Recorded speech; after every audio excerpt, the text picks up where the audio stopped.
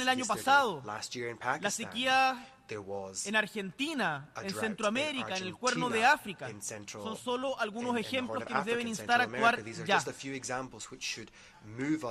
Por eso se necesita más, quiero hacer un llamado responsablemente a los países con mayor actividad industrial a que asuman una ética de la responsabilidad que sea no solamente más respetuosa con el medio ambiente, sino que también sea más solidaria con quienes, como por ejemplo las pequeñas islas del Pacífico o de Oceanía, están sufriendo los efectos, o de Centroamérica, del Caribe, están sufriendo los efectos más devastadores de la crisis climática, los daños y prejuicios de esta crisis que no provocamos. Desde Chile estamos promoviendo con fuerza acuerdos internacionales para la protección medioambiental y, entre otros esfuerzos, el año pasado impulsamos la coalición de las Américas por la protección de los océanos y este año firmamos el Tratado de Conservación y Uso Sostenible de Biodiversidad Marina, BBNJ, y hoy reitero ante esta Asamblea nuestra voluntad y disposición para que Valparaíso, puerto histórico de América, perla del Pacífico, sea sede de la Secretaría de este tratado. Cuenten con nosotros para su desarrollo y para la contribución a un desarrollo más justo, sustentable y equitativo.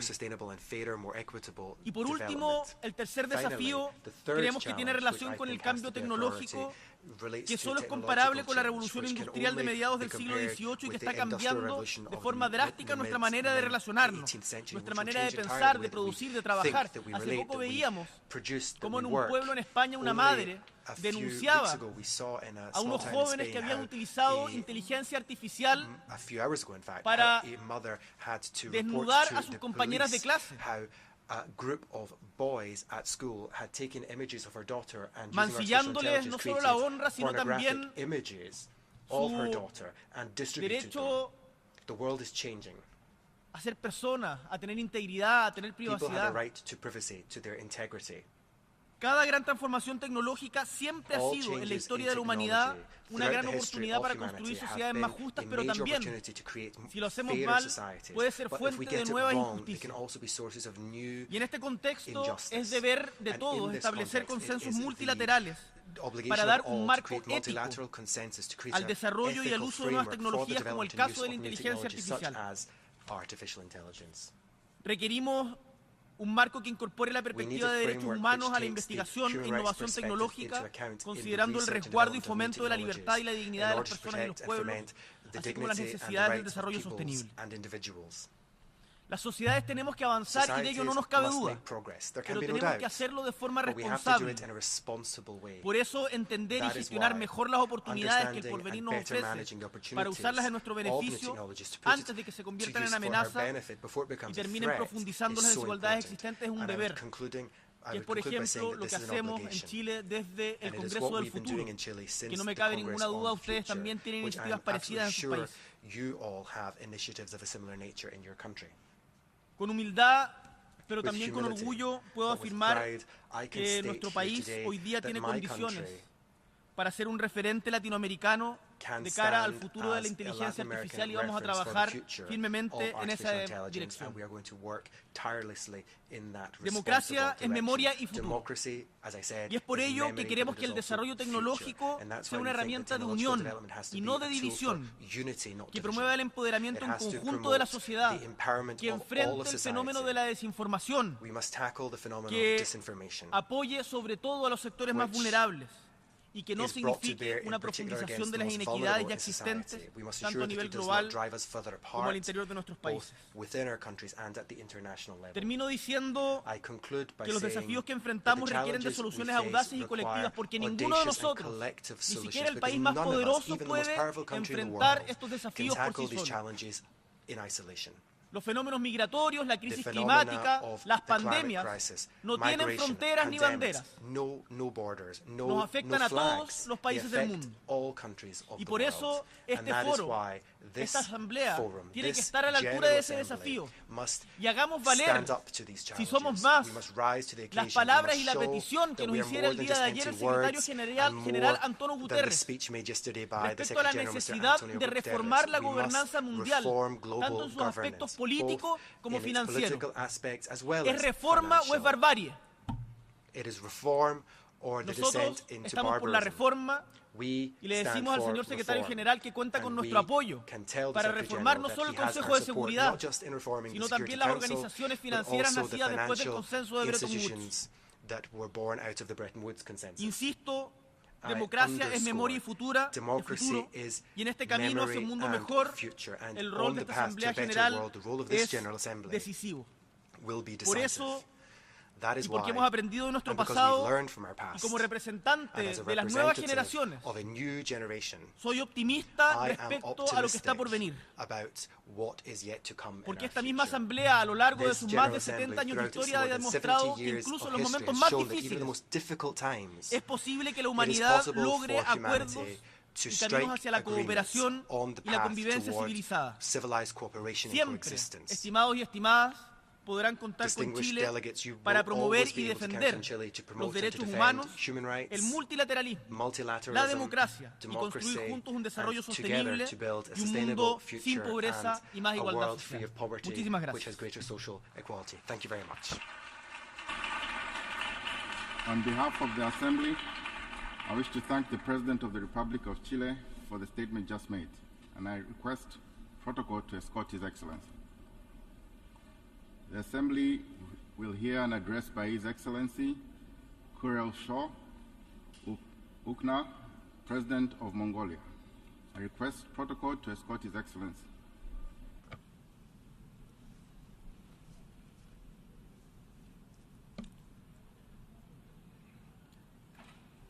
On behalf of the General Assembly, I have the honor to welcome His Excellency Kurel Shaw Ukna, President of the Republic of Mongolia, and to invite him to address the Assembly.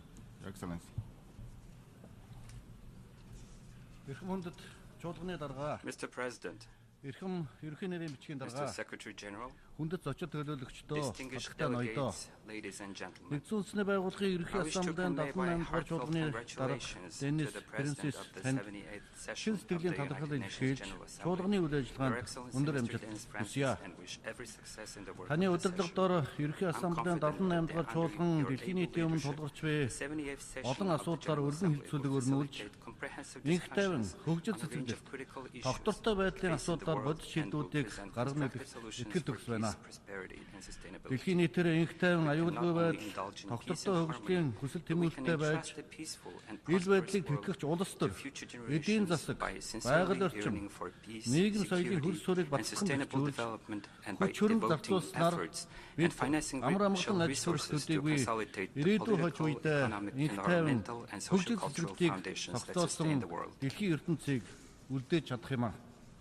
Mr. President, despite the world's collective accomplishment in overcoming the threat of the global pandemic, we are still facing a range of challenges stemming from geostrategic and geopolitical tensions, socio-economic crises, climate change, and swift technological advancement. The United Nations, its charter, and international legal system are continuing to play an important role in strengthening global peace, security, and fostering international cooperation. The United Nations, its charter, to collectively overcome current challenges, conflicts, confrontations, and mistrust, the countries of the world should strive for greater unity, trust, and friendship, and endeavor to further strengthen the role and position of the United Nations as a global community of human solidarity. Mongolia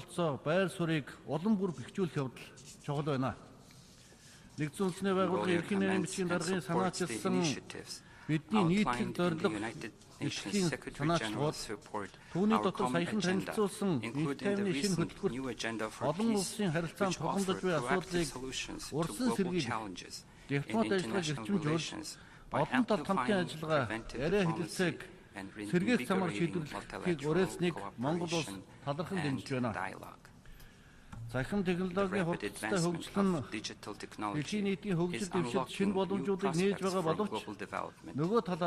Yet, on the other hand, it is also reshaping the landscape of threats that jeopardize world peace and security, such as terrorist attacks, their financing, money laundering, and proliferation of weapons of mass destruction. Therefore, in order to combat them effectively, it is vital for the countries across the globe and the international community to collaborate in all aspects, exchange information, and refine the international legal framework.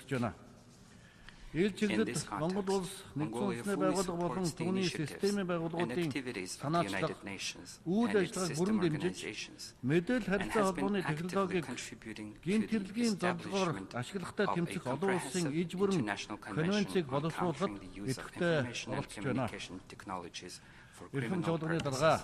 Mr. President, today's tense and complex geopolitical dynamics are undermining both global and regional security and provoking misunderstandings among nations.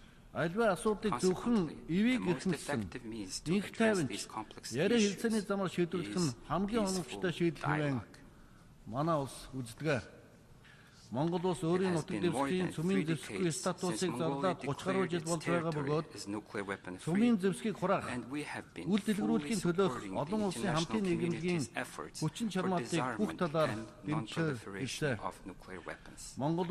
In order to make a contribution to our regional peace and security, Mongolia has successfully hosted the International Conference of the Ulaanbaatar Dialogue on Northeast Asian Security in June of this year for the 8th time. The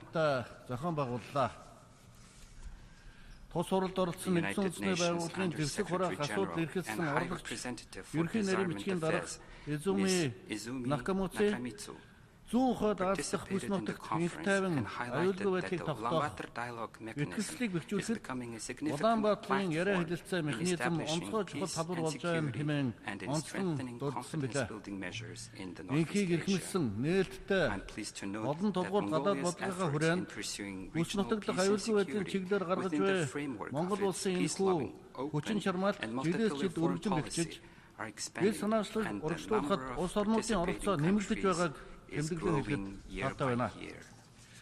United Nations Secretary General Antonio Guterres praised Mongolia as a symbol of peace in a troubled world when he visited Mongolia last year. I'm also delighted to note that His Holiness Pope Francis, during his recent visit to Mongolia, stated that, and I quote, "The profound spiritual sensitivity belongs to the very fiber of your cultural identity, and it is proper that Mongolia should be a symbol of religious freedom." End of quote. Furthermore, His Holiness called upon the international community on this earth devastated by countless conflicts there be a renewal, respectful of international laws, of the conditions of what once was the Pax Mongolia, namely the absence of conflict. Mr. President, UN peacekeeping stands as one of the essential instruments in maintaining international peace and security. It continues to play a pivotal role in halting and preventing armed conflicts, alleviating humanitarian crisis, and fostering an environment conducive to the progress of social development. For this cause, we consider UN peacekeeping operations as a vital part of the United Nations and multilateral cooperation efforts for peace. Over the past 20 years, through its deployment of more than 20,000 peacekeepers to hotspots around the world, Mongolia has been honorably fulfilling its obligations to the international community in the maintenance of global peace and security. Mongolia emphasizes the meaningful participation of women in UN peacekeeping operations and believes that strengthening the role of women at its all levels will have significant impact on the maintenance of international peace and security and on the peaceful resolution of conflicts.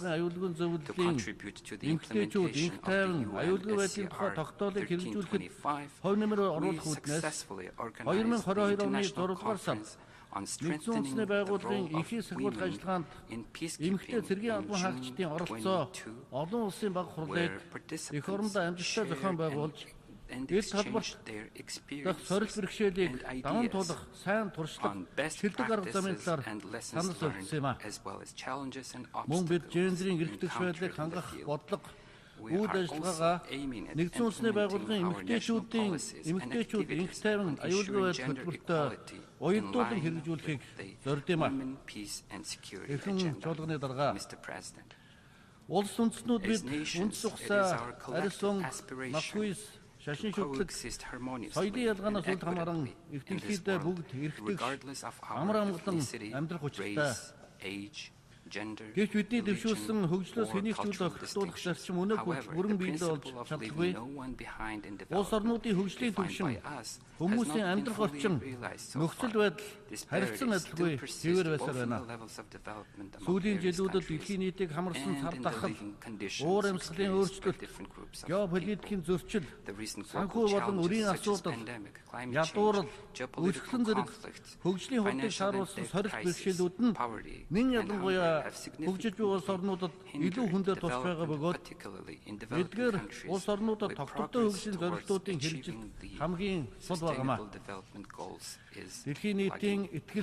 Even though we have already passed halfway to the deadline for the 2030 Agenda, which is the roadmap for fostering trust, unity and development. The UN Report 2023 reveals that only 12% of the SDGs targets are on track, while progress on 50% is weak and insufficient, and progress on 30% has stalled or even reversed. If we are unable to achieve our goals, it is evident that the further path for development and progress for mankind is weak. It is critical time to be responsible, as the Secretary General Antonio Guterres warned, not to turn the 2030 Agenda for Sustainable Development into a mirage of what might have been. Prior to the pandemic, the annual SDG funding gap stood at $2.5 trillion, but as per the OECD, it has now surged at least $4.2 trillion, and 52 least developed countries are at Иймээс тогтвортой хөгжлийн зорилтуудыг санхүүжүүлэх дэлхийн хэмжээний төлөвлөгөөг яаралтай боловсруулах шаардлага үүсэл тавьж байна. Монгол улс өнгөрсөн 7 дугаар сард Нью-Йорк хотноо болсон Нэгдсэн үндэсний байгууллагын эдийн засаг нийгмийн зөвлөлийн тогтвортой хөгжлийн асуудлаарх улс төрийн өндөр түвшний чуулга уулзалтад үндэсний сайн дурын илтгэлээ 2 удаага танилцууллаа. Уг илтгэлийн судалгаагаар манай улс тогтвортой хөгжлийн 15 зорилгын хэрэгжилт ахицтай нэг зорилтын хэрэгжилт ууралтай гэсэн үндэс авсан байна. Монгол улс тогтвортой хөгжлийн зорилгоодыг хэрэгжүүлэхэд 2030 он хүртэл жил бүр дундчаар дотоодын нийт бүтээгдэхүүний 18 орчим хувьтай тэнцэх хэмжээний нэмэлт санхүүжилт шаардлагатай болох урьдчилан тооцоо гарсан болно.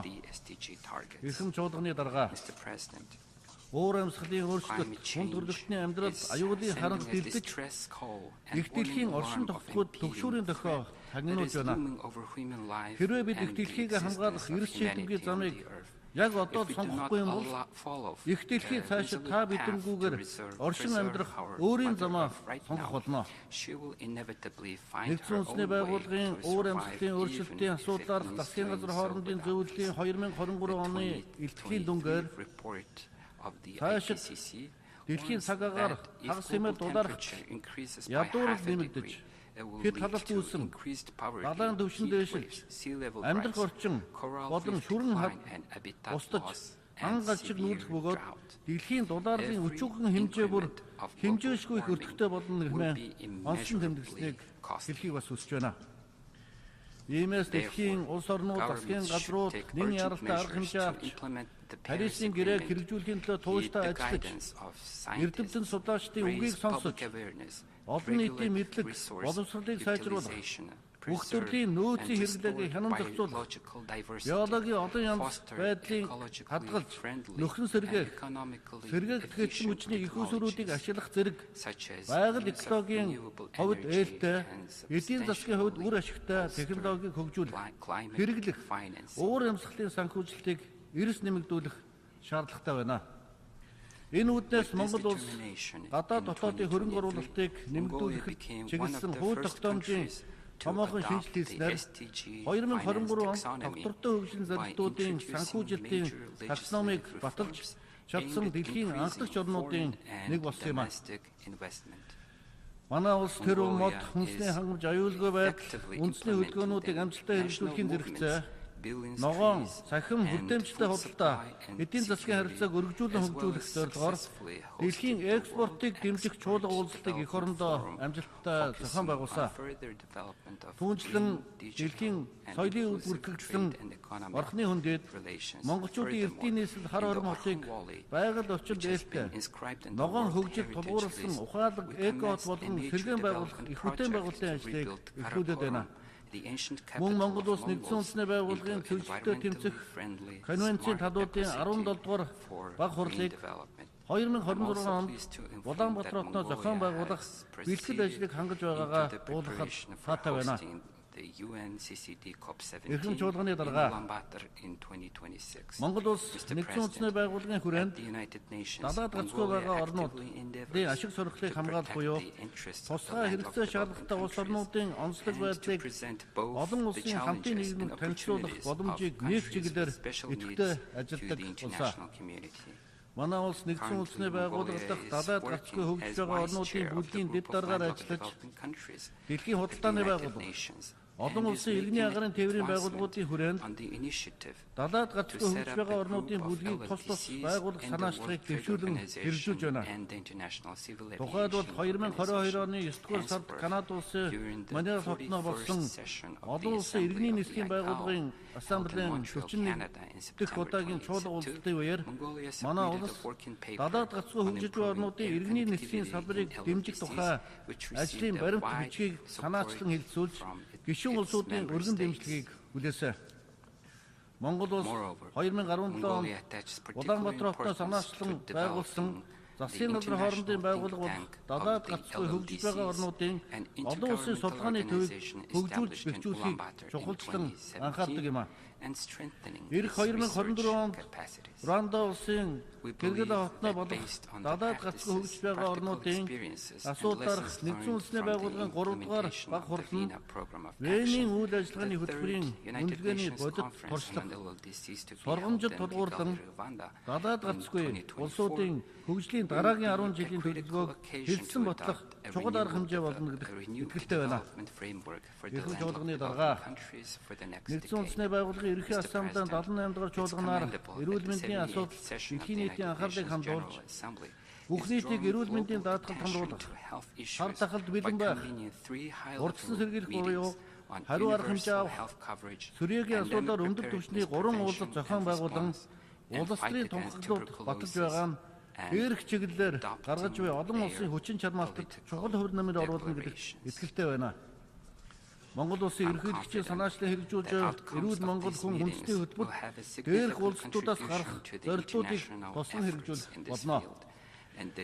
Монгол улс дэлхийн эрүүл мэндийн ассамблеийн 2 дахь тусгай чуулганаар гаргасан шийдвэрийн дагуу цар тахлаас урьдсан сэргийлэх, бэлэн байдлыг хангах, хариу арга хэмжээ авах тухай дэлхийн эрүүл мэндийн байгууллага бас батлах олон улсын эрх зүйн баримт бичгийн төслийг боловсруулах, яриа хэлэлцээг бүрэн дэмжиж, хувь нэмрээ оруулан ажиллагаа илэрхийлж байна.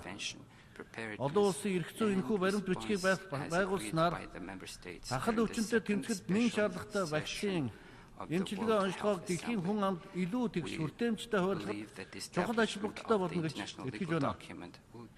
Дэлхийн дахныг хамарсан цав тахлын хүнд цаг үеийг хүн төрлөختөн охирол багтаа даван туулахад онцгой үр гүйцэтгсэн дэлхийн эрүүл мэндийн байгууллага болон дэлхийн өнцөг болон бүрд хүн төрлөختний амь нас эрүүл мэндийн төлөө өөрийн амь насаа үл хайрлан хүчин зүтгэсэн дэлхийн эрүүл мэндийн байгууллагын бүх ажилтан албан хаагчдад болон дэлхийн эрүүл мэндийн байгууллагын ерөнхий нарийн бичгийн дарга доктор Тедрос Гебресус танд Монголын ард түмний нэрийн өмнөөс бас хүн талархал илэрхийлж байна. Хаашид дэлхийн эрүүл мэндийн байгууллагын үүрэг оролцоо байр суурийг бэхжүүлэх, үйл ажиллагааны цар хүрээг өргөжүүлэхэд бүх талаар дэмжин хамтран ажиллахыг гишүүн улс орнуудад бас уриалж байна. Эрхэм чуулганы дарга энэ жил хүний эрхийн түгээмэл тунхаг батлагдсны 75 жилийн огоож байна. Хүний эрх хэрэгчлөө шударга ёсыг эрхэмлэгч ардсан Монгол улс хөр нийгэм, соёл, эдийн засгийн чиглэлээр хүний эрхийг хангах, гендрийн тэгш эрхийг баталгаажуулсан зарчмыг үндсэн хуульдаа тунхагласан. Гендрийн тэгш ус байдлаас ангид дэлхийн ертөнцийг бий болгох нь бидний нийтлэг зорилго бөгөөд үүний төлөө хамтран ажиллах нь бидний хамтын үүрэг хариуцлага юм а.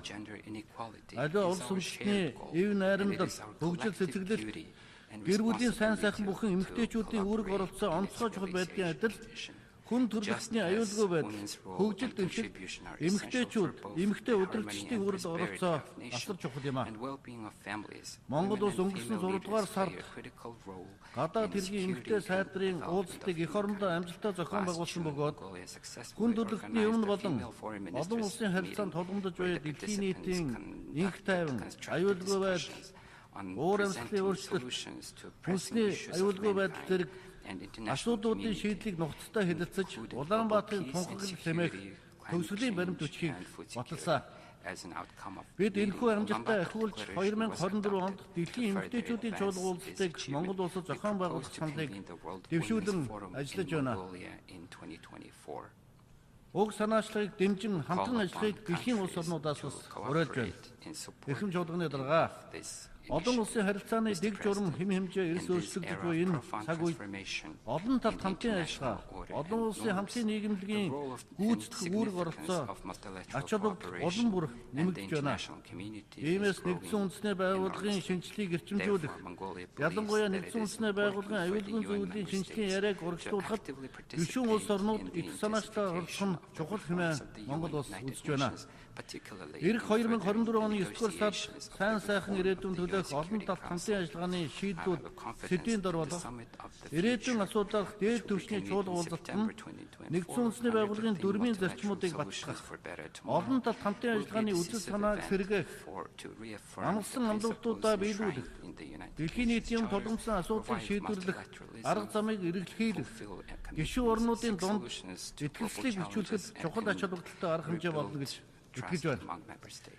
Өнөө цагт улс үндэстнийхээ хувь заяа, хөгжил цэцгэлтийг чиглүүлэн залж яваа удирдагч та бүхний ирээдүйн хойч үеийнхний эрх ашиг нийцсэн дэлхийн инх тайван, аюулгүй байдал, хүрээлэн буй орчинд ээлтэй, алсыг харсан ухаалаг бодлого, санал санаачлагыг хүн төрлөختөн хүлээж байгаа нь дамжиггүй. Хүн төрлөختний амар амгалан, дайны дэлхийн инх тайван, ирээдүйн хойч үеийнхээ сайн сайхны төлөө хамтдаа хүчин зүтгэцгээе. Мөнх хөх төнгөр хүн төрлөختөн биднийг өн мөнхөд ивэх болтугай. Анхаарал хандуулсан баярлалаа. Thank you very much for your attention. Баярлалаа. On behalf of the Assembly, I wish to thank the President of Mongolia for the statement just made, and I request protocol to escort His Excellency. The Assembly will hear an address by His Excellency Muhammad Oud Sheikh El Ghazwani, President of the Islamic Republic of Mauritania. I request protocol to escort His Excellency.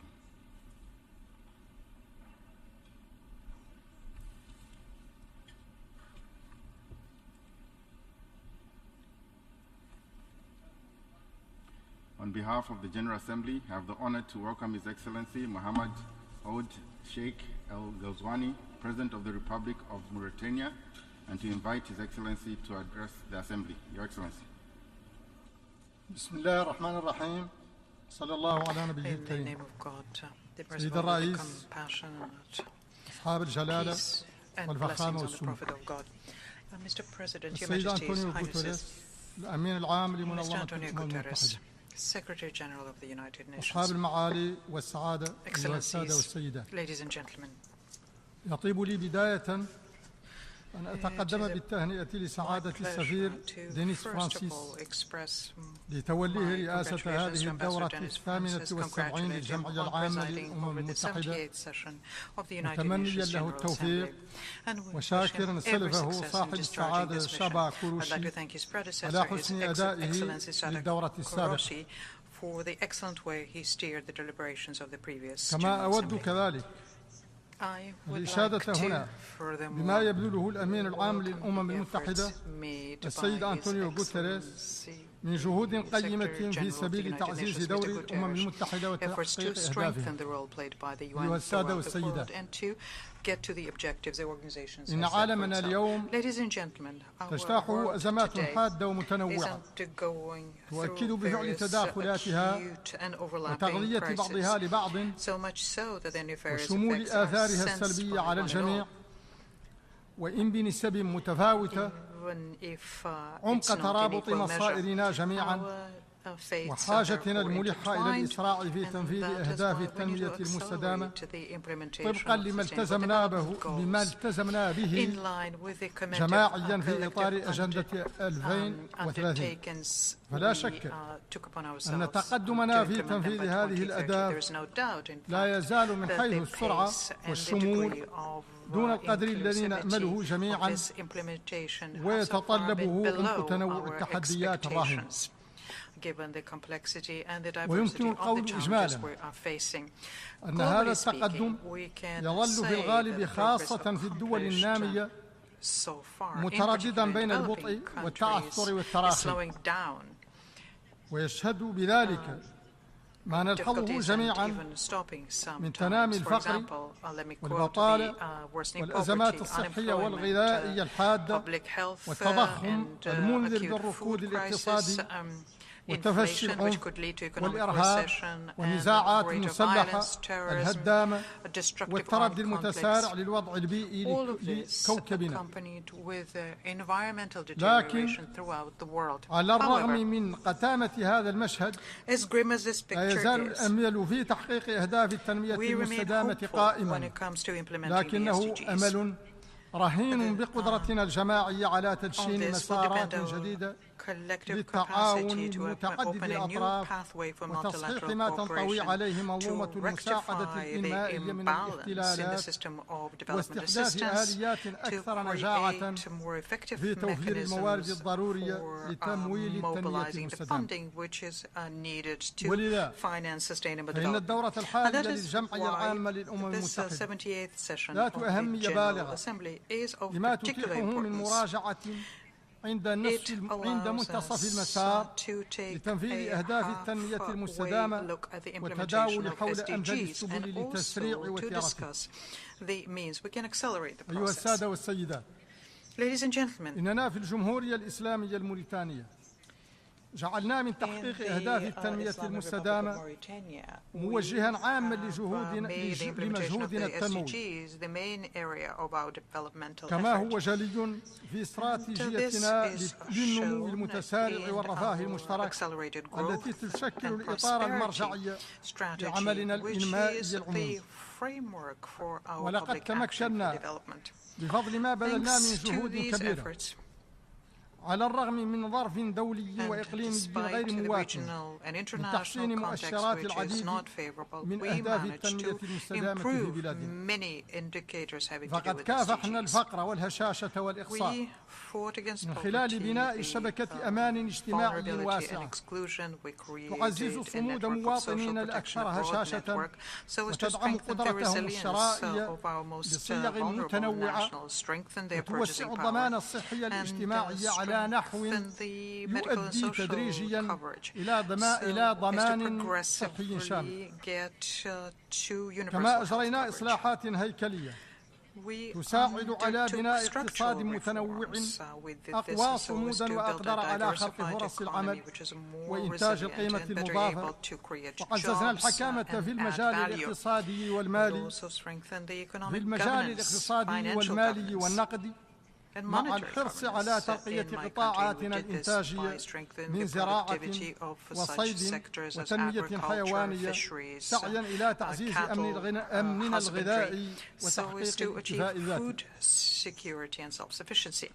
وإن هذا المجهود الإصلاحي And thanks to these هو الذي مكن من تحقيق نمو اقتصادي في حدود 6.4% السنة الماضية، وهو الذي مكن كذلك من تحسين نسب النفاذ إلى الخدمات الأساسية، وتم توسيع عرض الخدمات الصحية، وبلغت نسبة النفاذ إلى الماء الصالح للشرب 72.33%، وإلى الكهرباء 91.84% في الوسط الحضري، و53%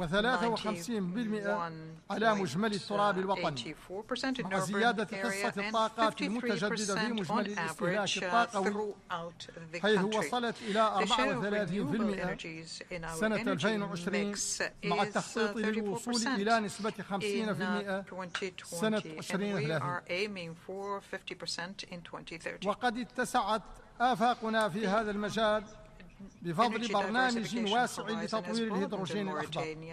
هو الآن قيد الإطلاق، سيوفر مصدرا بديلا ومستداما لطاقة نظيفة، ويمكننا من تحقيق الهدف الذي رسمناه في مساهمتنا المناخية الوطنية المراجعة، والمتمثل في خفض الانبعاثات الكربونية بنسبة 11%.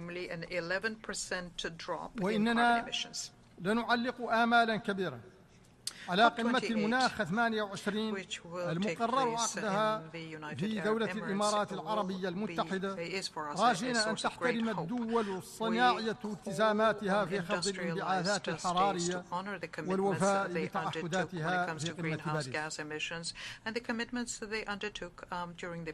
ويكمل جهدنا هذا في التحول الطاقوي عمل دؤوب على مكافحة التصحر والتغيرات المناخية، وعلى استعادة توازن منظومتنا البيئية، وذلك في إطار مبادرة السور الأخضر الكبير واللجنة المشتركة لمكافحة آثار الجفاف في الساحل والعمل على ترقية الاقتصاد الأخضر.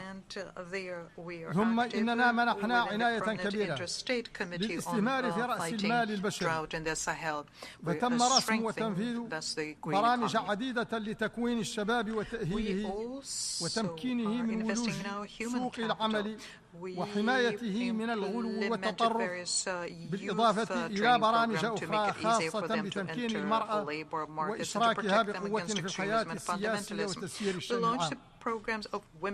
ويجري حاليا العمل على تنفيذ إصلاحات واعدة لمنظومتنا التربوية تهدف إلى بناء مدرسة جمهورية تتيح لكافة أبنائنا الاستفادة من تعليم ذي جودة عالية في ظروف حسنة متماثلة.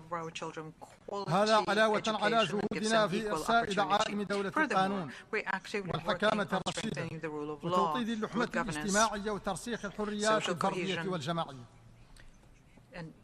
فقد حرصنا على تقوية حقوق الإنسان وحماية المرأة والطفل، وحاربنا الاسترقاق في أشكاله العصرية ومخلفاته القديمة على نحو أثمر نتائج جد إيجابية يقر بها شركاؤنا وكذلك الهيئات الدولية ذات الاختصاص.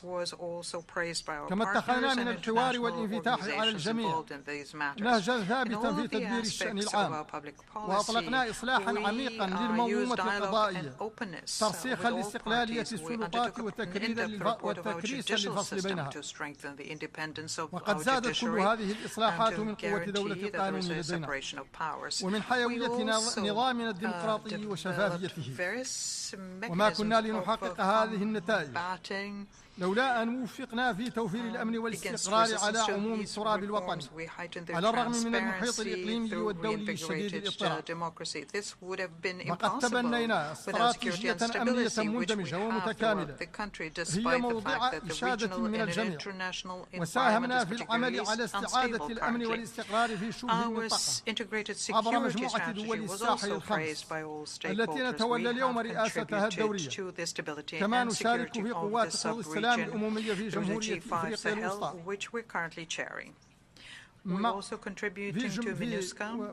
ونحتضن ما يزيد على 100,000 من أشقائنا الماليين اللاجئين بفعل الاضطرابات الأمنية. وقد ظلت تؤطر جهودنا في العمل على تحقيق السلام والأمن إقليميا ودوليا سياسة خارجية قائمة على أساس حسن الجوار والاحترام المتبادل والتعاون البناء وتغليب الحوار والتفاهم والالتزام بالمواثيق والمعاهدات الدولية والوقوف إلى جانب القضايا العادلة.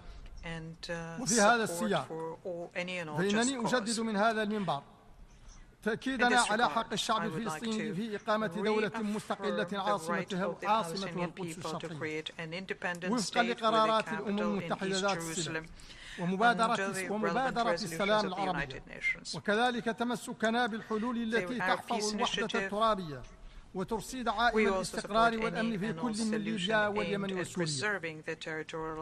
كما ندعو إلى بذل كل الجهود الممكنة لوقف الأعمال القتالية بشكل دائم وفعال في جمهورية السودان والتأسيس لحل سياسي شامل في هذا البلد الشقيق، مؤكدين وقوفنا إلى جانب الحكومة الصومالية في سعيها إلى تحقيق الأمن والاستقرار.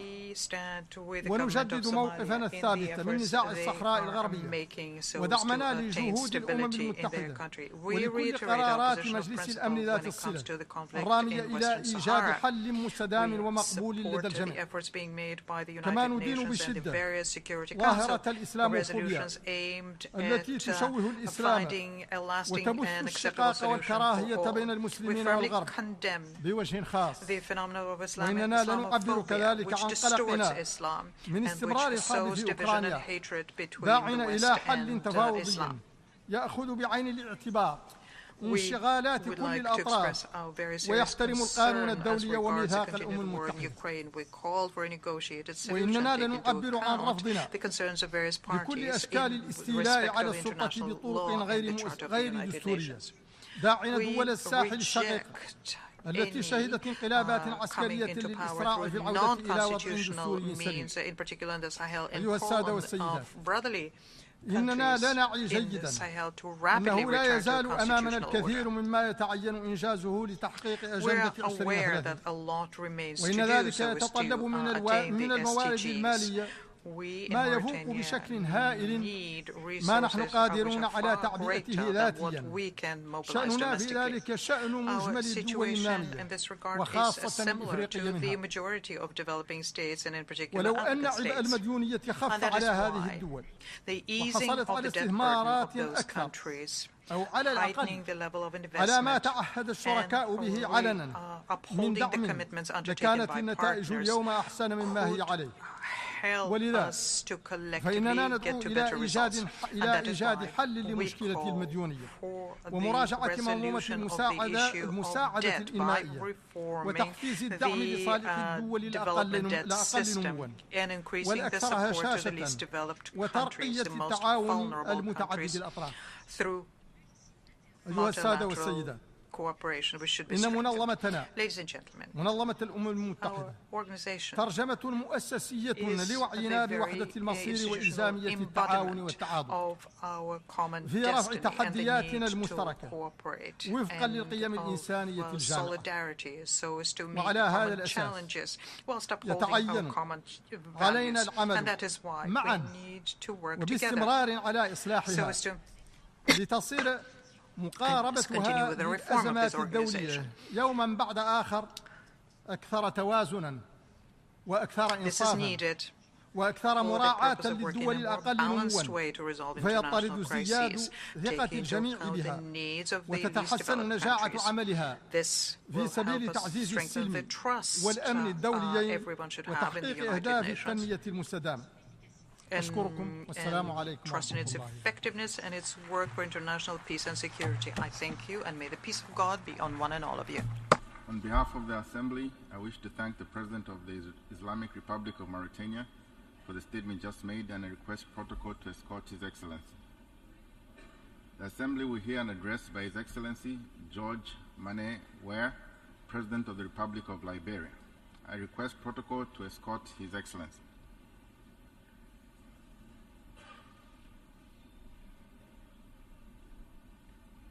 On behalf of the General Assembly, I have the honor to welcome His Excellency George Mane Ware, President of the Republic of Liberia, and invite him to address the Assembly. Your Excellency.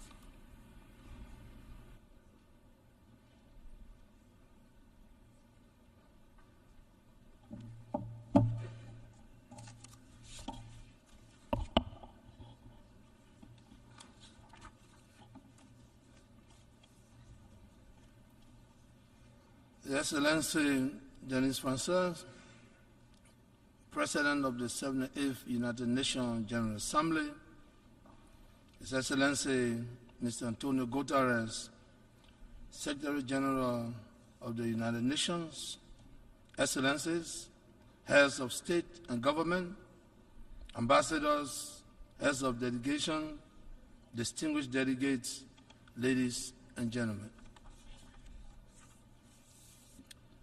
Let me begin by extending sympathy to all nations experiencing loss of lives due to recent natural disaster. May the souls of all the faithful departed rest in perfect peace. I'm honored to address the 78th sessions of the United Nations General Assembly on behalf of the government and people of the Republic of Liberia. I congratulate His Excellency Mr. Denis Francois on his elections as President of the 78th sections of the United Nations General Assembly, trusting that he will bring his word of experience to bear on the works of this august assembly.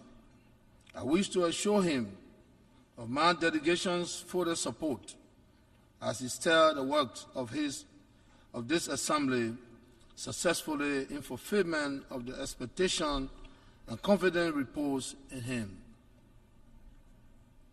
Let me use the occasion to congratulate your predecessor, His Excellency Saba Korosi, for the capable manner in which he administered the affairs of the 77th session of this General Assembly. Let me also commend His Excellency Mr. Antonio Guterres, Secretary General of the United Nations, for the astute manner in which he continues to administer the affairs of the United Nations in these difficult and challenging times. His foresight, commitment, and dedication have kept the United Nations firmly on course. Mr. President, Excellency, distinguished delegates, we have convened at a time when the world is faced with many challenges: security, social, economic, political, and natural disaster. We must exert our collective efforts to confront these challenges with a view of resolving them in order to have a safer, secure, and prosperous future. We must continue to promote global solidarity and rebuild trust in accelerating progress on the Sustainable Development Goals, the SDGs. The SDGs, by design, require bilateral and multilateral collaborations to achieve the result we seek. The theme of this year's debate, rebuilding trust, reuniting global solidarity, accelerating actions on the 2030 Agenda and its SDGs towards peace, prosperity, progress, and sustainability for all, adequately captured our current global demands.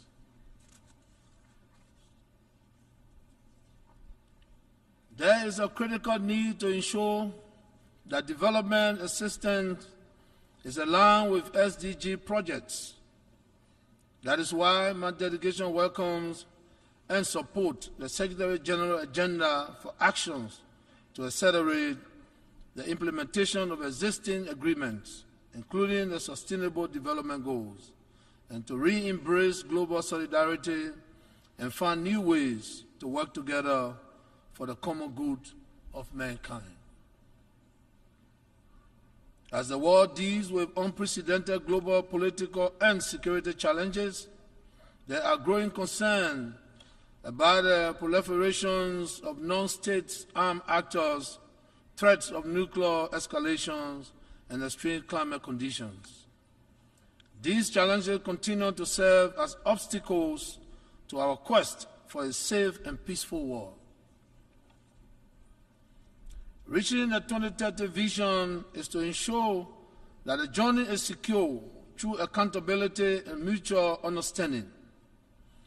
Liberia is committed to the 2030 Agenda and the Sustainable Development Goals, the SDGs. They are in line with our flagship National Development Plan, the Propo Agenda for Prosperity and Development, which represents our resolve to achieve peace and prosperity while addressing the structural impediments to economic growth and national development. Mr. President, the slowdown in global economic growth continues to be a challenge.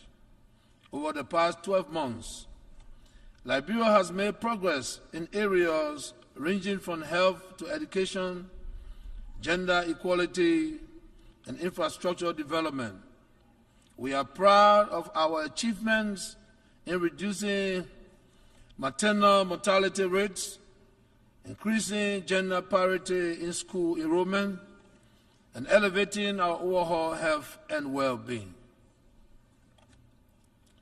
Liberia appreciates the fact that this august body has once again directed its attention to issues of global health, as demonstrated by the number of high-level meetings to keep these critical issues on our collective agenda. Mr. President, we emphasize unity of purpose as we address challenges aimed at providing basic services to all peoples. Considering that more than 60% of Liberia's population comprises of youth, the future of our nation rests on their shoulder. Understanding this immense responsibility, we are committed to continue paving the way for their growth and development.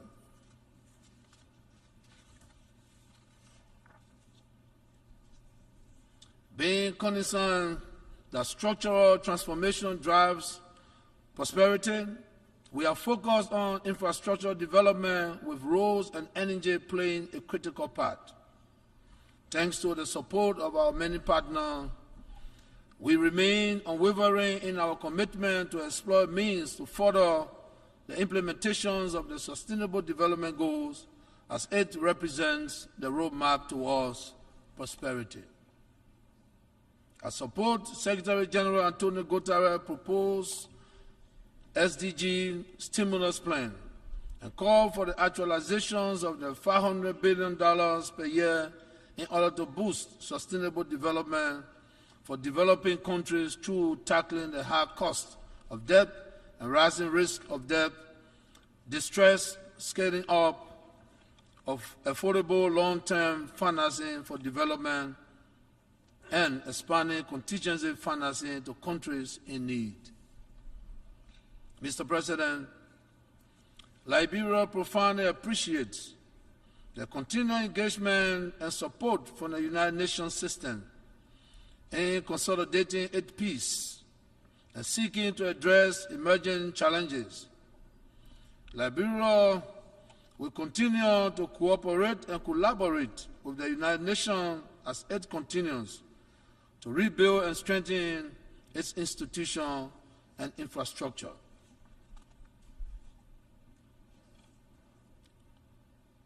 Five years ago, on the occasion of my first address to this August Assembly, we informed you of a peaceful democratic transition that had just taken place in Liberia.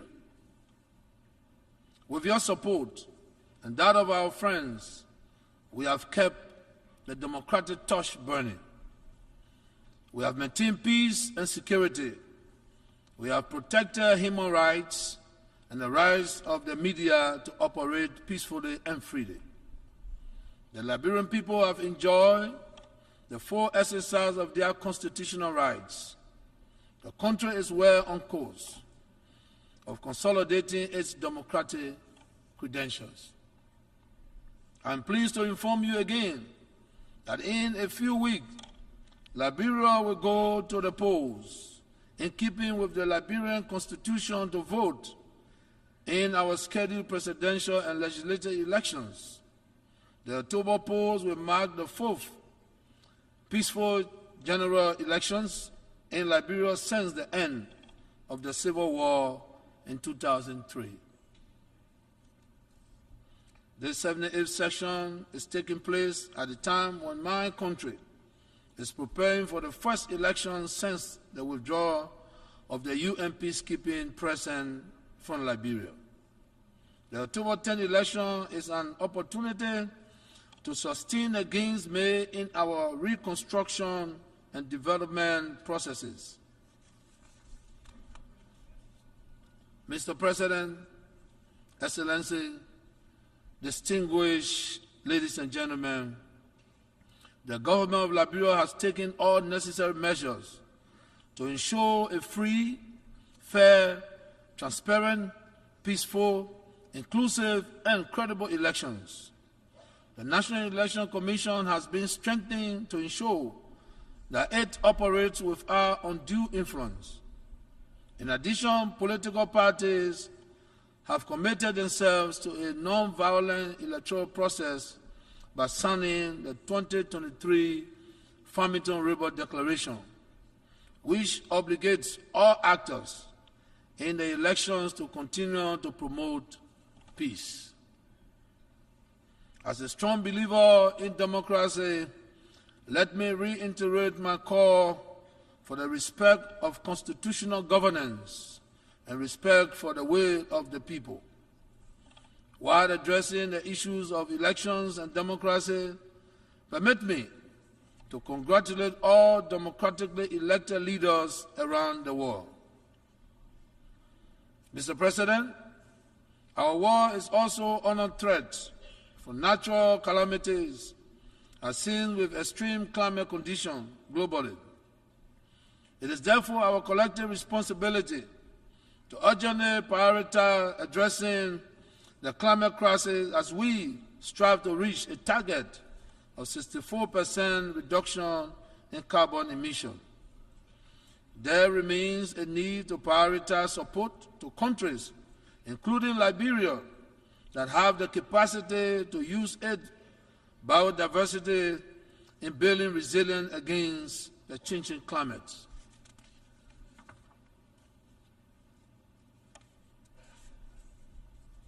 The United Nations has always been confronted with challenges and has withstood the test of time. Hence, this too will come to pass. I wish to thank the Secretary General for his new agenda for peace.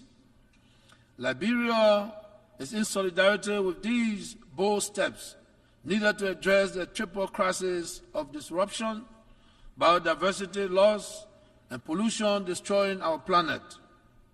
Liberia is hopeful that concrete global actions toward the attainment of the goals of the common agenda will be achieved. Liberia's journey is best captured in the spirit of unity, resilience, and ambition. Together, through collaborations and shared purpose, we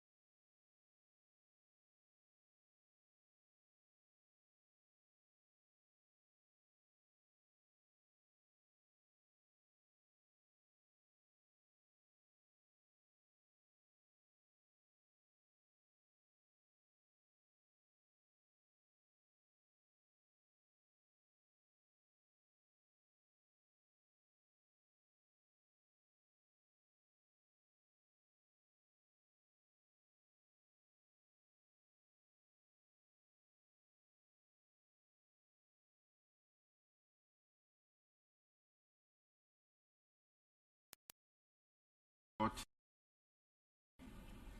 The Assembly will hear an address by His Excellency Felix-Antoine Tshilombo, President of the Democratic Republic of Congo. I request protocol to escort His Excellency.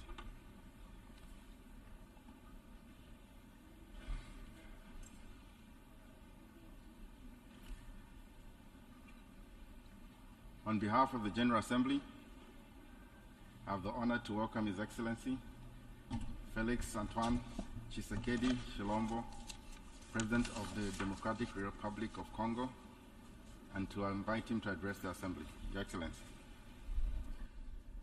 Monsieur le Président de l'Assemblée Générale des Nations Unies, President of the General Assembly of the United Nations, Excellences, Mesdames et Messieurs les chefs d'État et de gouvernement, Monsieur le Secrétaire général des Nations Unies, Mesdames et Messieurs les chefs de délégation, la tenue de cette 78e session de l'Assemblée Générale des Nations Unies m'offre l'opportunité de partager avec les États membres de notre organisation la vision et les préoccupations majeures de mon pays, la République démocratique du Congo, face aux enjeux de l'heure dans le monde. Cependant, en avant-propos, je voudrais féliciter son Excellence M. Denis Francis pour son élection à la présidence de notre auguste Assemblée et rassurer l'ensemble des membres de son bureau du soutien de mon pays dans l'accomplissement de la noble mission leur confiée par notre institution. Je m'en voudrais si je ne remerciais pas le président sortant, M. Saba Korosi, pour son leadership clairvoyant et son dévouement qui ont contribué à faire avancer les débats et à trouver des solutions concertées. Mes remerciements s'adressent également à M. Antonio Guterres, secrétaire général des Nations Unies, pour son engagement actif et permanent en faveur de la paix et la sécurité internationale. Monsieur le Président, pendant que se tient ici à New York cette session, le peuple marocain n'a pas encore fini de pleurer ses victimes, ni guéri ses plaies, par suite des puissants tremblements de terre survenus dans la nuit de vendredi 8 au samedi 9 septembre en cours, causant la mort de plus de 3000 Marocains, en blessant au moins 5000 et détruisant plusieurs villes et localités du royaume. De même, les Libyens ne sont pas encore sortis des traumatismes des inondations qui ont ôté la vie à plus de 20 000 personnes et provoqué d'énormes dégâts matériels le dimanche 10 de ce même mois. Le peuple congolais salue la mobilisation de la communauté internationale pour secourir ces peuples frères du Royaume du Maroc et de la Libye. Il leur exprime toute sa compassion et sa solidarité et souhaite une prompte guérison à tous les blessés de ces deux calamités naturelles. Monsieur le Président, au-delà de déplorer ces calamités naturelles, l'actuelle session de l'Assemblée générale se tient à une période exceptionnelle de notre histoire où le monde est confronté à des situations graves qui menacent l'existence même de la nature humaine. À la guerre en Ukraine qui entraîne la crise alimentaire, marquée par une flambée des prix et une pénurie de denrées de première nécessité, s'ajoute l'aggravation des effets du réchauffement climatique, des conflits armés qui continuent à faire rage ci et là. Ces crises, qui se renforcent mutuellement, mettent au défi le système multilatéral et la coopération internationale.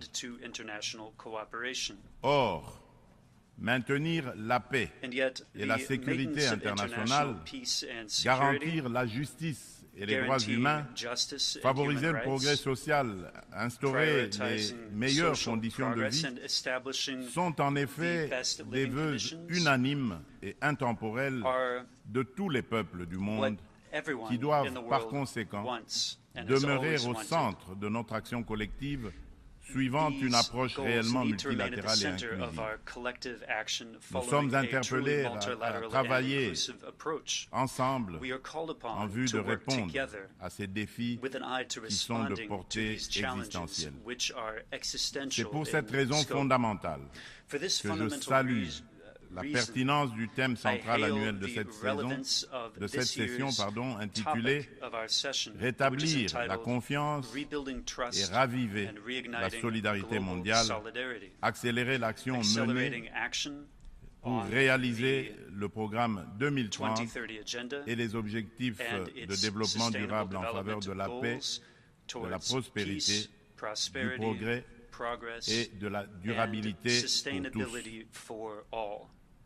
Cette thématique place les valeurs de solidarité et de confiance au cœur des facteurs de la relance et l'accélération des solutions aux défis mondiaux étroitement imbriqués afin que faire progresser la paix, la sécurité et le développement durable. Ces deux valeurs prennent tout leur sens dans le contexte de crise que nous vivons aujourd'hui. À ce sujet, il est essentiel de rappeler qu'à mi-chemin vers l'atteinte des ODD en 2023, sous l'effet conjugué des catastrophes climatiques, des conflits récurrents, de la récession économique et des effets persistants de la pandémie de Covid-19, les inégalités et la pauvreté se sont aggravées. La faim et la malnutrition sont en augmentation. Les besoins humanitaires et les déplacements de population atteignent des niveaux records. Et les catastrophes climatiques et environnementales plongent le monde dans un risque systémique et existentiel des plus graves. Pour venir à bout de ces fléaux, qui sont des menaces réelles à la paix et à la sécurité internationale, ainsi qu'un obstacle majeur à la prospérité et au progrès des nations, il est évident que la mutualisation des énergies et une approche multilatérale dans la confiance réciproque et la solidarité sont des atouts majeurs et indispensables.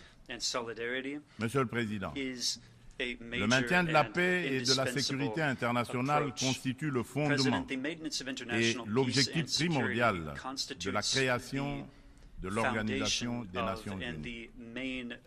Ceci requiert plus de détermination et d'engagement de tous face à toute menace contre la paix et la sécurité dans le monde.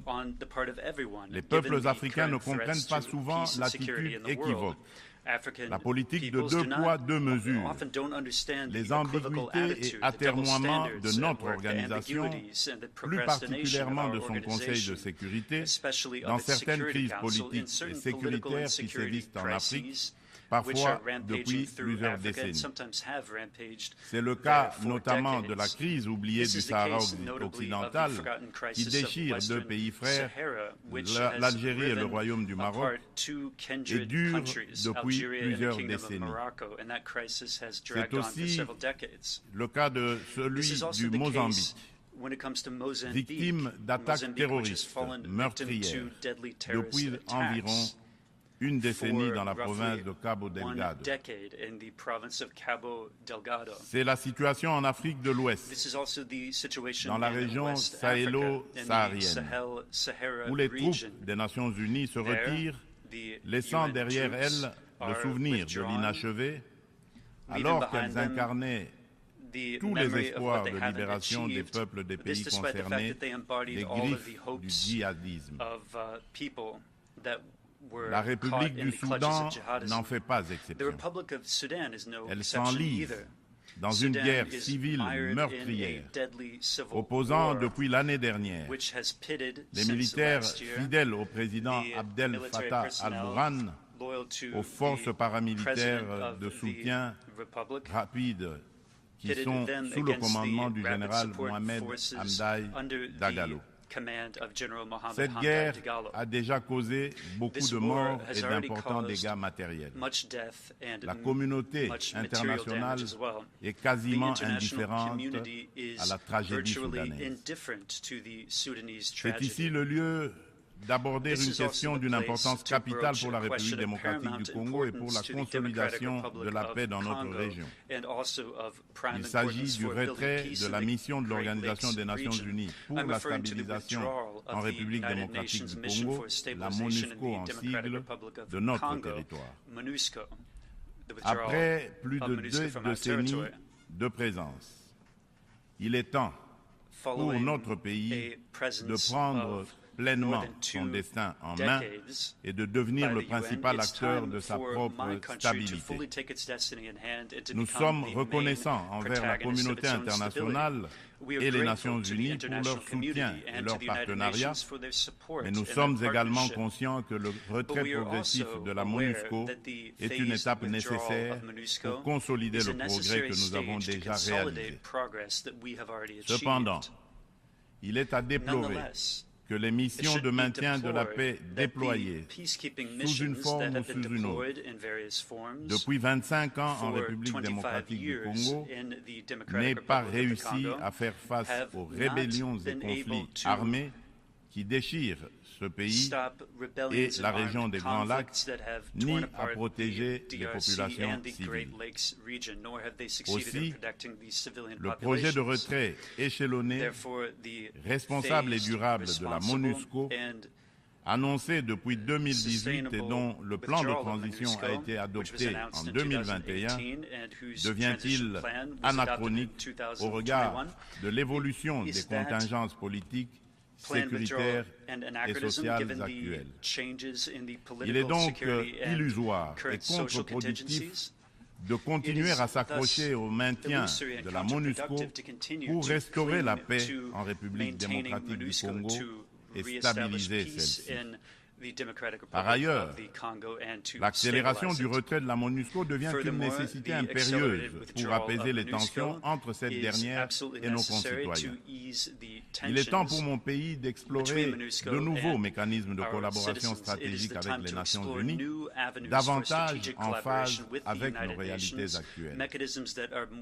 C'est pourquoi, en ma qualité de garant constitutionnel de l'intégrité territoriale, de la souveraineté et de l'indépendance de mon pays, de la bonne tenue de notre nation ainsi que du bien-être de mes concitoyens, j'ai instruit le gouvernement de la République d'entamer des discussions avec les autorités onusiennes pour un retrait accéléré de la MONUSCO de la République démocratique du Congo, en ramenant le début de ce retrait progressif de décembre 2024 à décembre 2023. Tel est le sens de la démarche actuelle de notre gouvernement, qui a adressé un courrier au président du Conseil de sécurité des Nations Unies en date du 1er septembre 2023, sollicitant l'accélération du retrait de la MONUSCO. En sus du retrait accéléré de la MONUSCO, la République démocratique du Congo réitère sa demande au Conseil de sécurité de l'ONU de sanctionner toute personne physique et morale reconnue comme auteur, co-auteur et complice matériel et intellectuel des crimes de guerre et contre l'humanité, ainsi que des violations graves des droits de l'homme, du droit international et de la Charte des Nations Unies sur le territoire congolais. Il est injuste et inadmissible que des personnes citées comme responsables des crimes graves susmentionnés dans les différents rapports des experts de l'ONU elle-même sur la situation sécuritaire en République démocratique du Congo restent impunis dans le silence total de notre organisation et de ses membres, qui placent pourtant la lutte contre l'impunité parmi leurs priorités en matière de gouvernance interne et externe. À ce sujet, le gouvernement de la République démocratique du Congo salue chaleureusement les sanctions que vient d'infliger le gouvernement des États-Unis d'Amérique au Rwanda pour son soutien au groupe terroriste du M23 et à un de ses hauts responsables impliqués dans les aventures criminelles au Congo. Pour rappel, ce groupe terroriste supplétif du Rwanda ne respecte aucun des engagements conclus par les chefs d'État de la région dans les cadres des processus de Luanda et de Nairobi. En effet, non seulement ils n'ont pas quitté les positions conquises, mais ils continuent à massacrer nos populations civiles et refusent le pré-cantonnement et le cantonnement, exigeant un dialogue qui ne leur sera jamais accordé. La République démocratique du Congo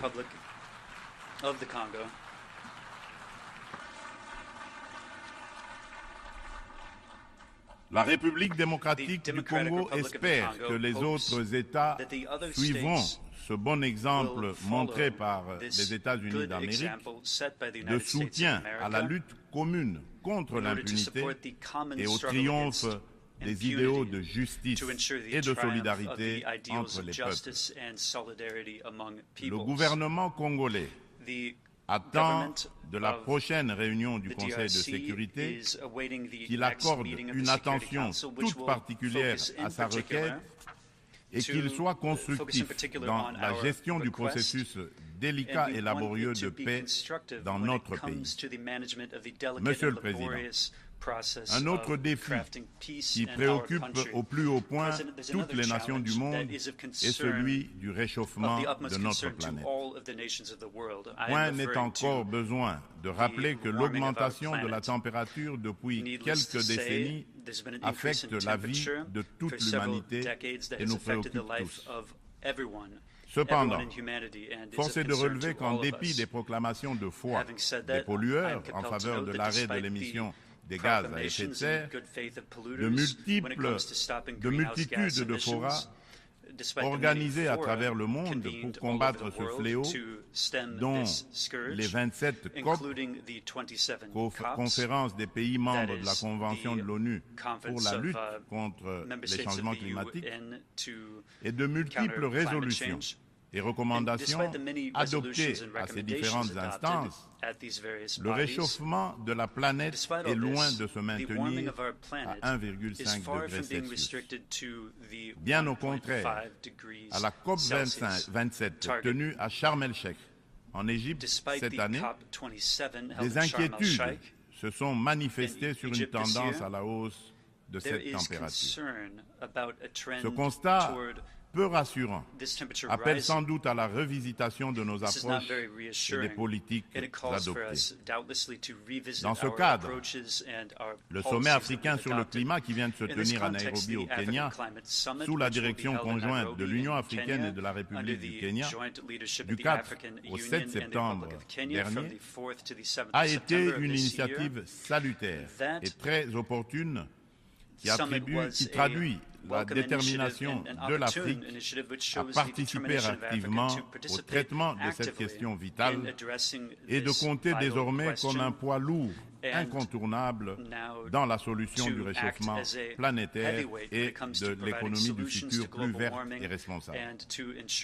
Les Africains sont sortis du sommet avec un cahier de charges commun, contenu dans la déclaration de Nairobi et axé notamment sur la réforme de l'architecture du système financier international pour plus d'équité, la restructuration et l'allègement des dettes de leur pays, la transformation locale de leurs produits et la mise en place d'un régime de taxation de carbone incluant une taxe sur le commerce des combustibles fossiles, ainsi que sur le transport maritime et aérien.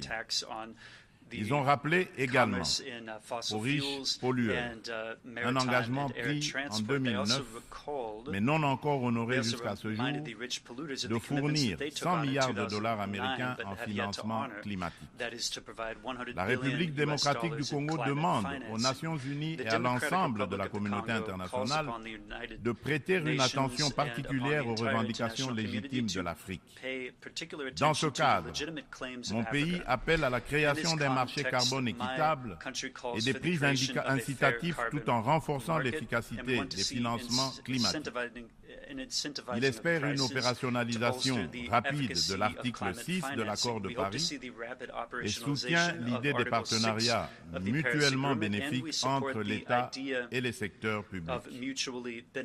C'est dans la même logique que la République démocratique du Congo réitère sa disponibilité de coopérer avec tout partenaire, public ou privé, pour mettre en valeur ces minerais stratégiques en vue de la transition écologique et a pris des engagements courageux, notamment ceux de consacrer 30% de la superficie de son territoire national à la préservation de la biodiversité et de déposer une contribution prévue déterminée comportant des mesures d'atténuation axé sur 4 secteurs prioritaires, l'agriculture, les forêts, l'énergie et les transferts de technologies, ainsi que des mesures d'adaptation. Monsieur le Président, le multilatéralisme et le respect d'un système mondial fondé sur des règles ont soutenu la paix, la sécurité, la santé et la prospérité dans de vastes parties du monde depuis 78 ans. Les Nations Unies incarnent ces principes et restent un acteur indispensable pour faire face aux menaces existentielles contemporaines, qu'il s'agisse de la crise alimentaire actuelle, du changement climatique, du terrorisme, ainsi que des pandémies et de la prolifération nucléaire. Aucune de ces menaces mondiales critiques ne peut être résolue par des nations agissant seules, aussi puissantes soient-elles. Tout cela exige une coopération multilatérale. Pour conserver la confiance de la communauté internationale, l'Organisation des Nations Unies doit montrer qu'elle est capable de s'adapter au temps présent et de relever avec efficacité et responsabilité les défis d'aujourd'hui.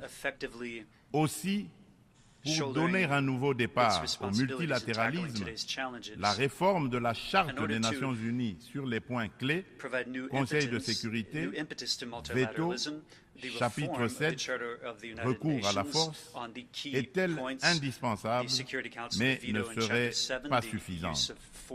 Les chantiers ne manquent pas.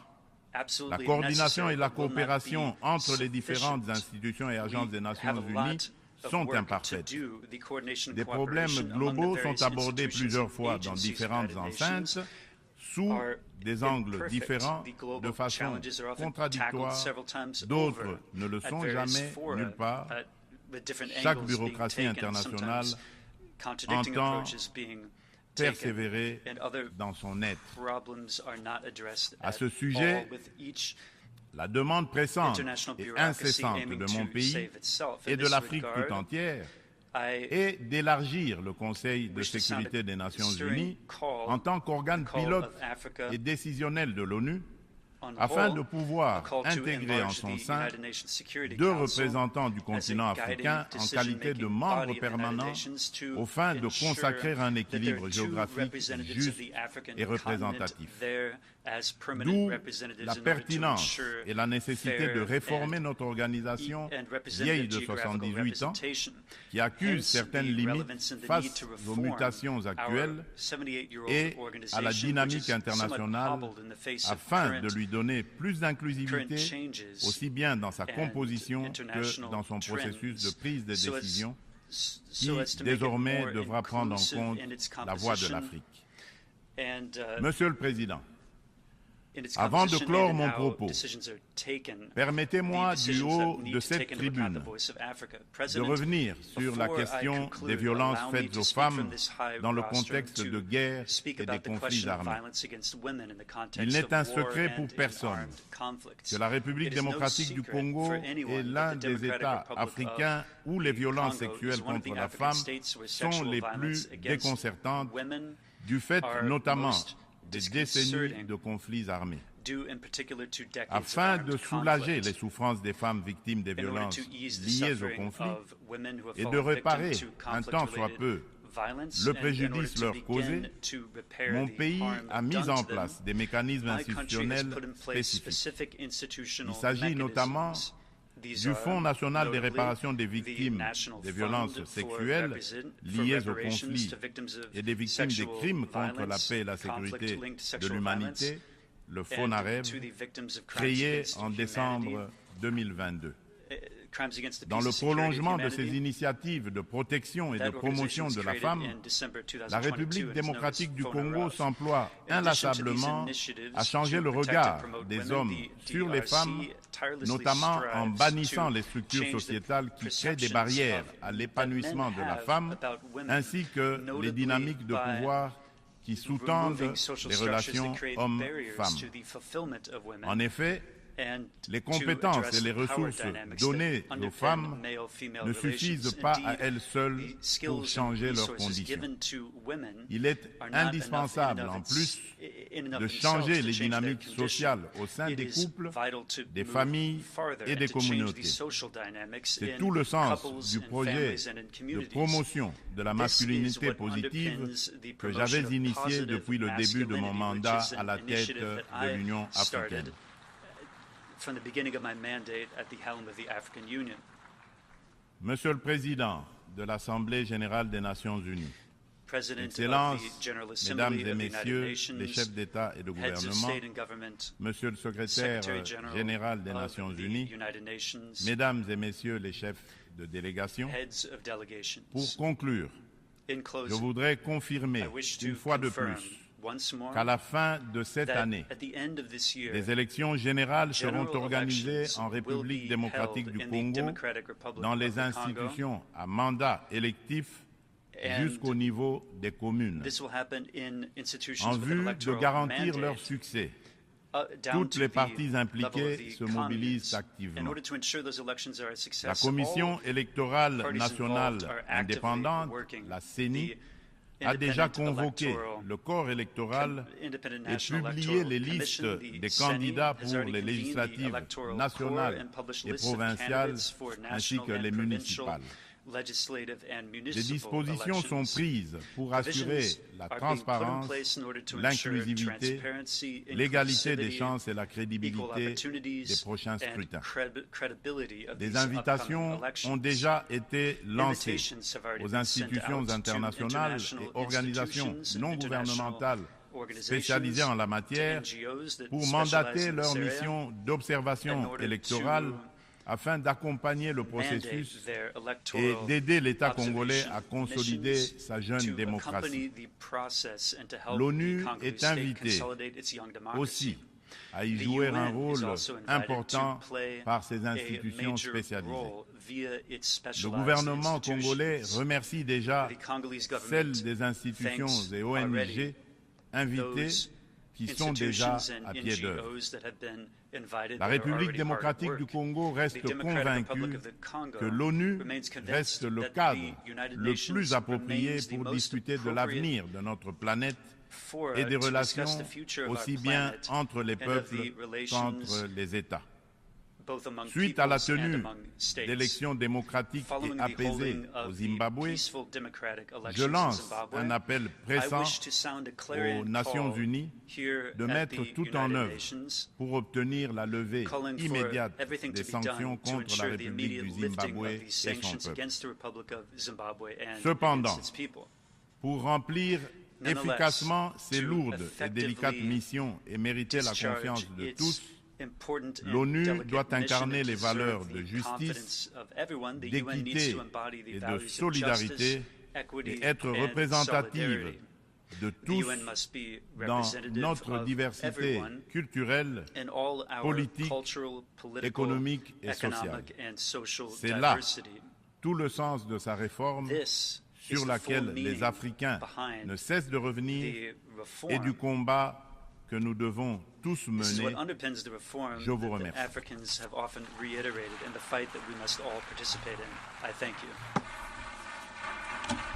On behalf of the Assembly, I wish to thank the President of the Democratic Republic of the Congo for the statement just made and request protocol to escort His Excellency. The Assembly will hear an address by His Majesty King Mswati III, Head of State of the Kingdom of Eswatini. I request protocol to escort His Majesty.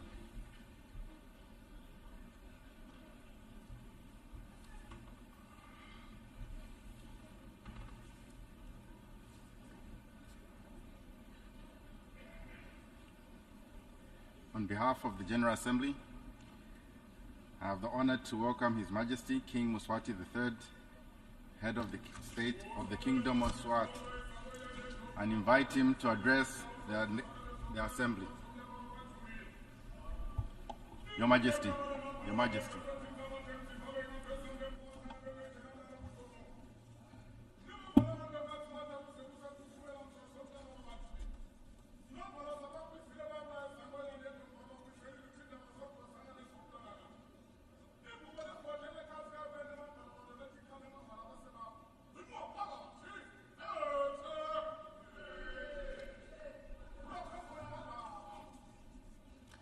Mr. President, Your Majesties, Your Excellencies, Heads of State and Government, the United Nations Secretary General, distinguished delegates, ladies and gentlemen, it is a great honor for me to address this 78th General Assembly under the theme Rebuilding Trust and Reigniting Global Solidarity, accelerating action on the 2030 Agenda and its sustainable development goals towards peace, prosperity, progress, and sustainability for all. In a world faced with complex challenges such as climate change, poverty, inequality, and resource depletion, it has become increasingly evident that sustainable development is not just a noble aspiration, but is an imperative for the survival and well-being of our planet and its inhabitants. For 78 years, the United Nations has stood for the great ideal of building an international system of collaboration, solidarity, and common purpose. The values of the UN Charter, which are our roadmap today, will remain as such for generations to come, because the United Nations is founded on the timeless ideals of global peace, security, development, human rights, and global cooperation. Today we need unity in our organization more than ever before. Among the multiple crises we are experiencing are the impact of the COVID-19 pandemic, geopolitical conflicts and wars, and the climate change catastrophe. These have undermined our resilience and increased vulnerability to shocks and significantly slowed the progress to achieve the SDG by 2030. Just as the founders of the UN once united to address the challenges of their time for the benefit of all, it is now our responsibility to stand together and to confront those we face today, rebuild trust, and take swift action to achieve the Sustainable Development Goals and the African Agenda 2063.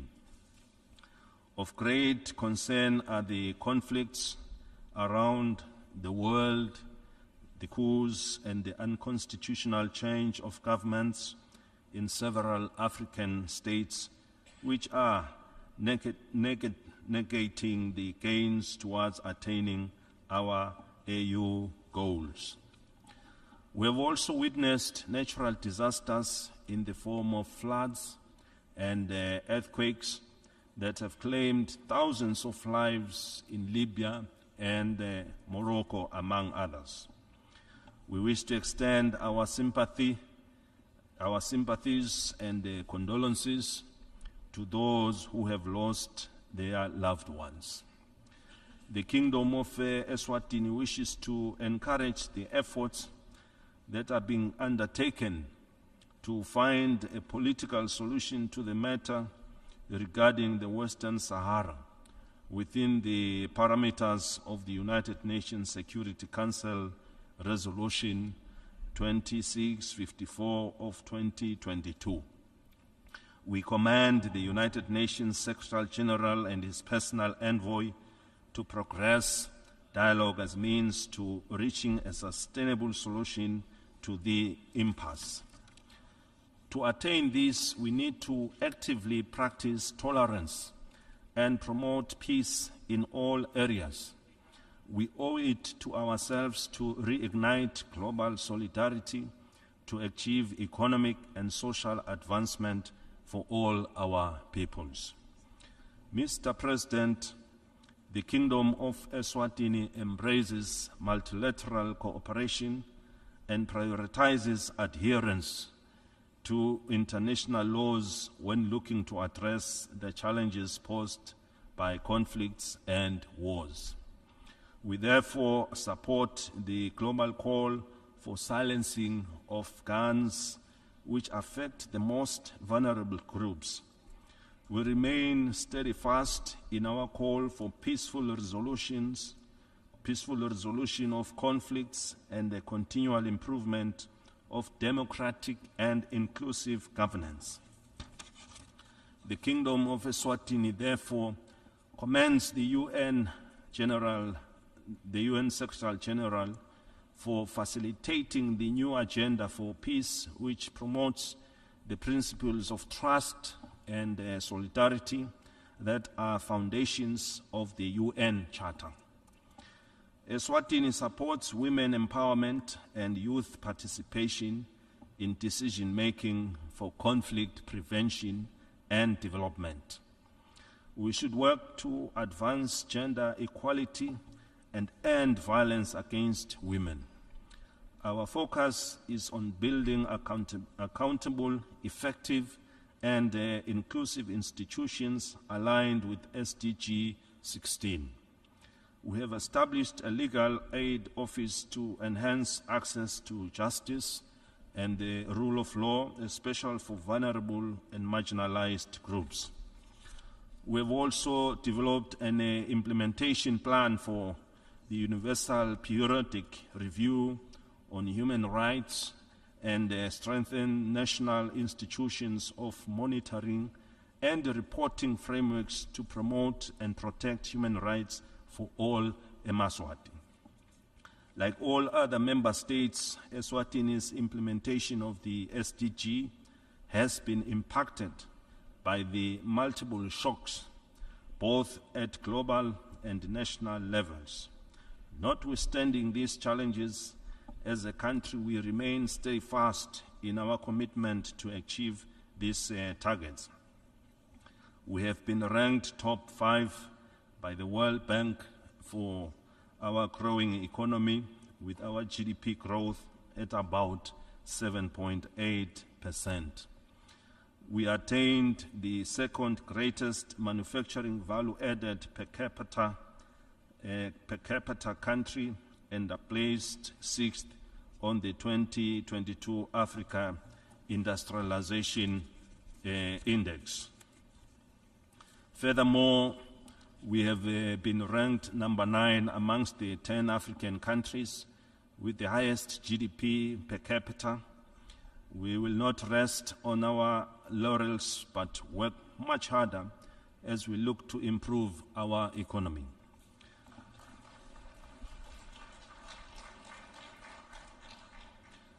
Mr. President, the recent global challenges had negative impacts on our ability to provide social services, including health and education. Despite this, we have significantly reduced the rate of under 5 deaths and the maternal mortality ratio in Eswatini. The HIV prevalence amongst adults aged 15 to 49 has also dropped. We continue to work tirelessly to strengthen our healthcare systems while also ensuring that our citizens have access to these essential services. We commend the UN Secretary General for the many initiatives aimed at helping member states to recover better from these multiple shocks. Following our participation in the Transforming Education Summit last year, we are delighted to share that the country continues to increase opportunities for learning and skills development, including through the integration and use of digital technologies. Significant strides have been made by the Kingdom of Eswatini in increasing access to electricity since adoption of the 2030 agenda.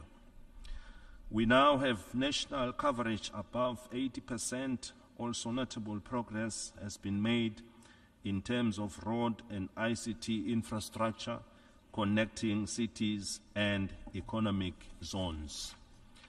When it comes to access to basic water services, 69% of the population now enjoy this necessity, and access to basic sanitation services has reached 58% of our people.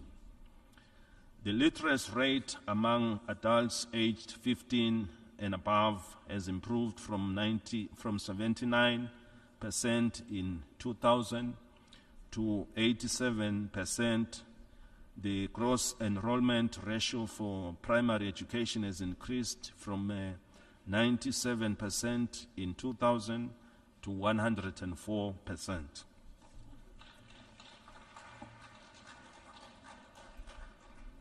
In the lead-up to the SDG summit this week, the Kingdom of Eswatini undertook a series of consultations in each region, seeking the views of the people regarding how best to accelerate the attainment of the SDGs.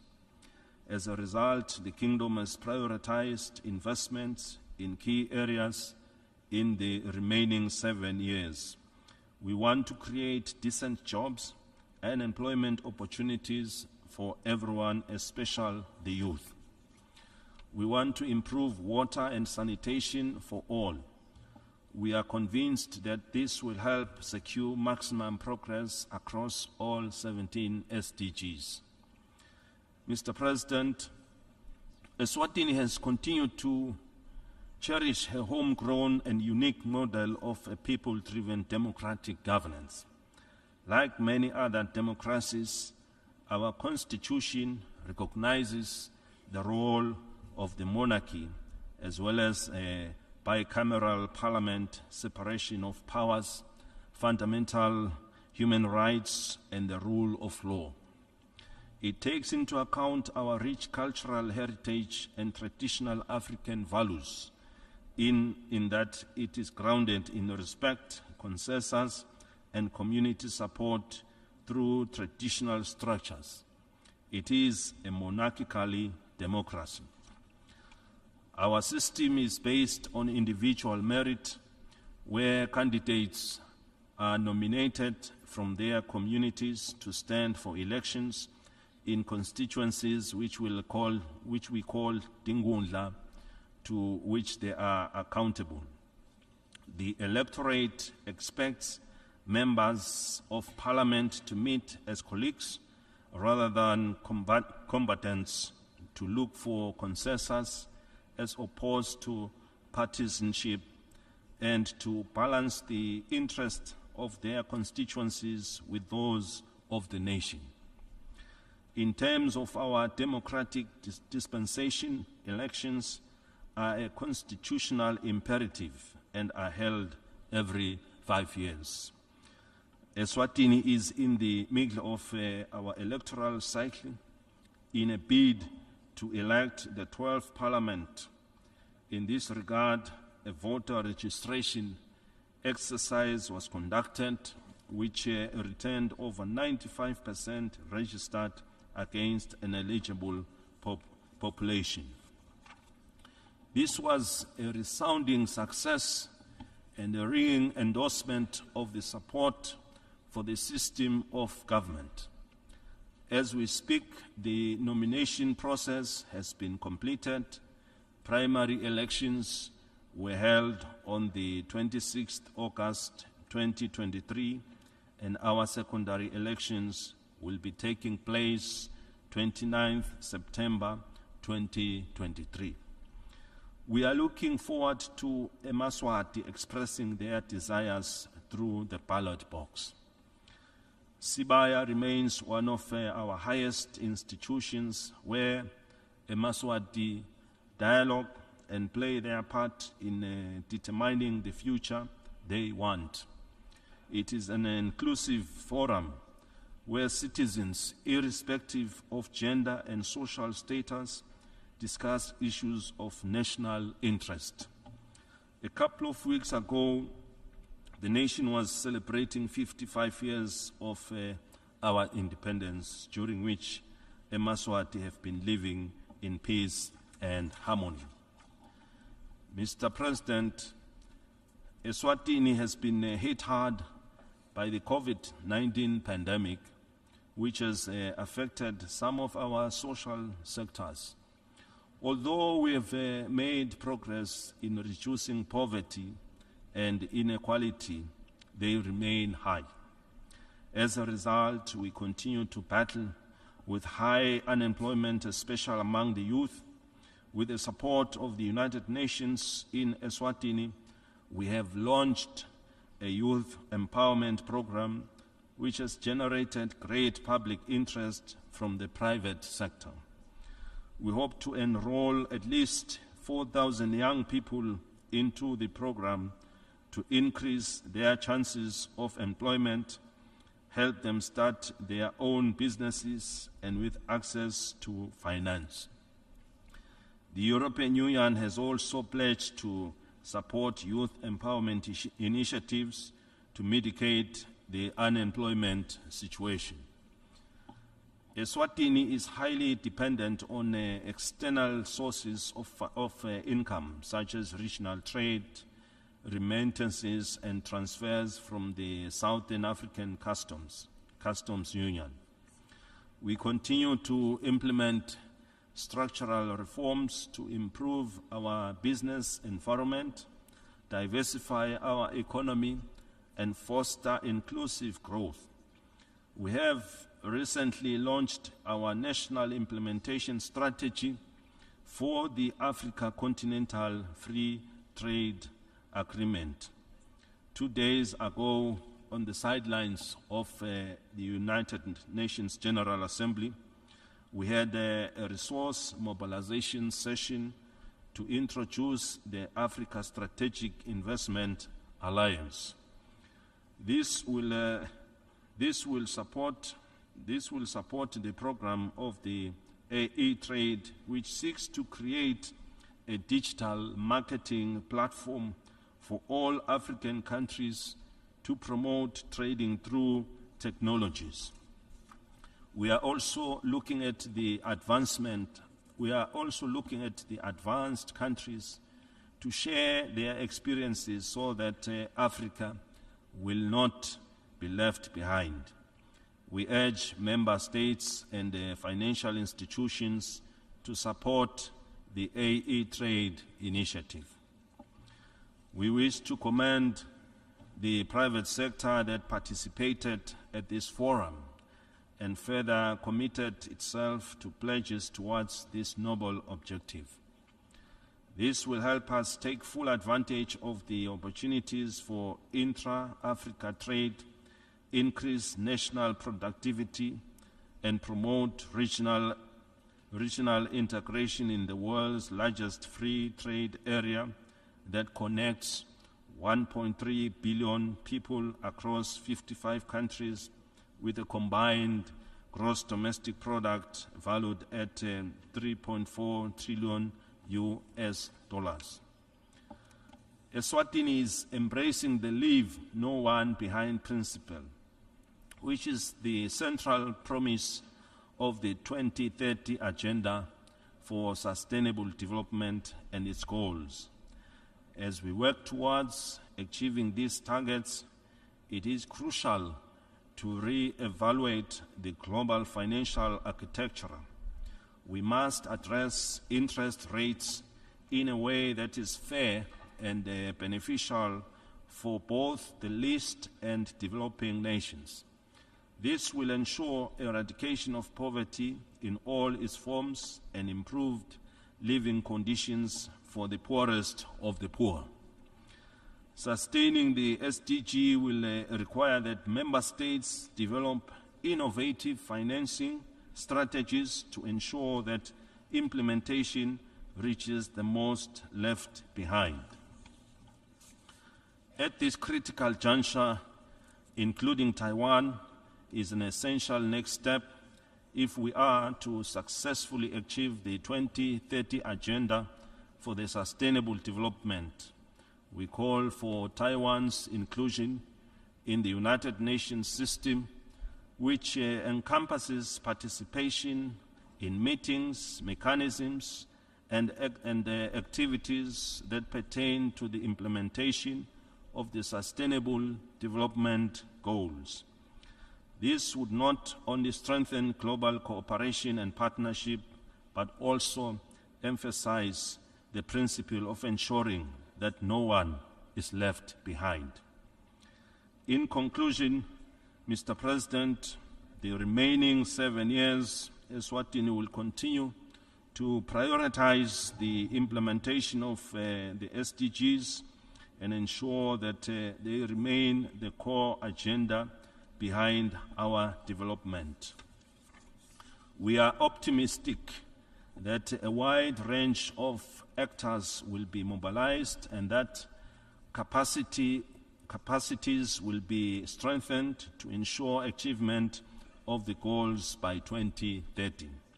The SDGs will continue to be a guiding light that shapes national policies, budgets, institutions, governments, and sector strategies.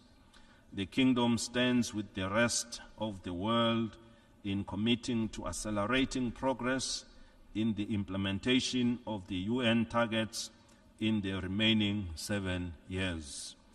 The year 2030, the year 2023 is a turning point for the country as we hope to break through to a better future for all.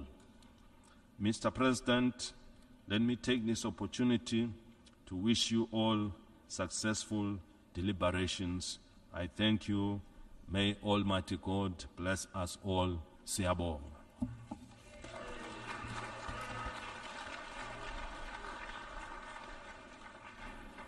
On behalf of the Assembly, I wish to thank the Head of State of the Kingdom of Eswatini for the statement just made and request protocol to escort His Majesty. The Assembly will hear an address by His Excellency David Kabua, President of the Republic of the Marshall Islands. I request protocol to escort His Excellency.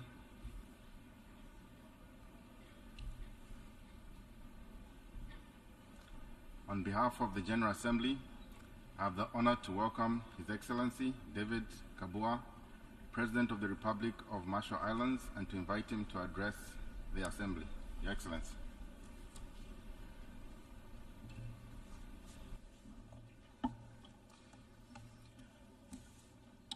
Mr. President, Mr. Secretary General, Excellencies,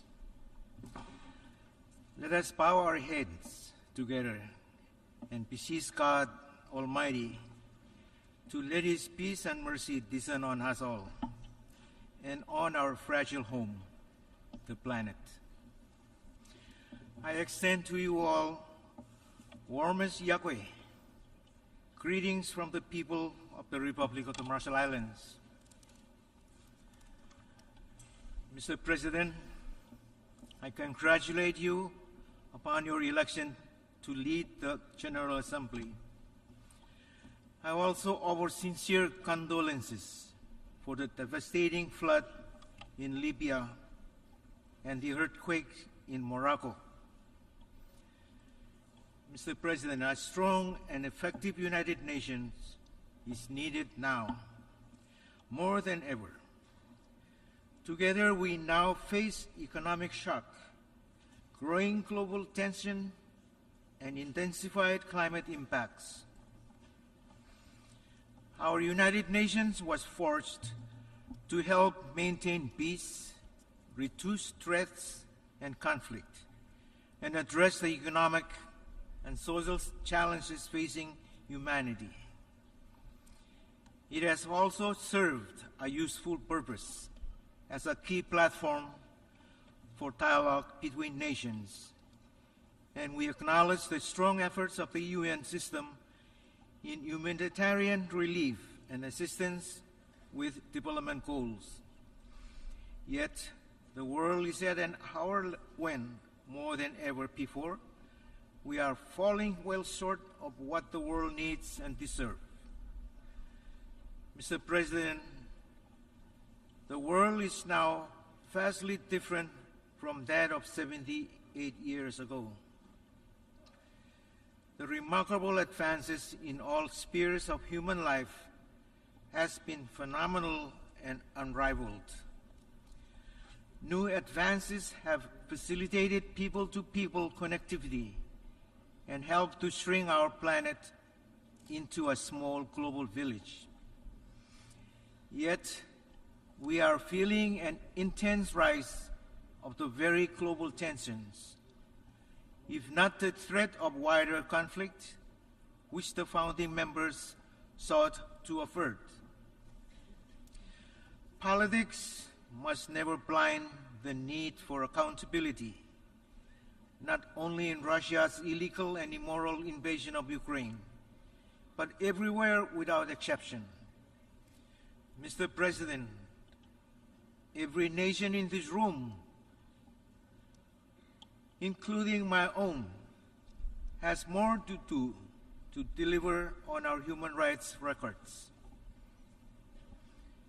Far greater understanding and direct assistance is needed to better address complex rights situations.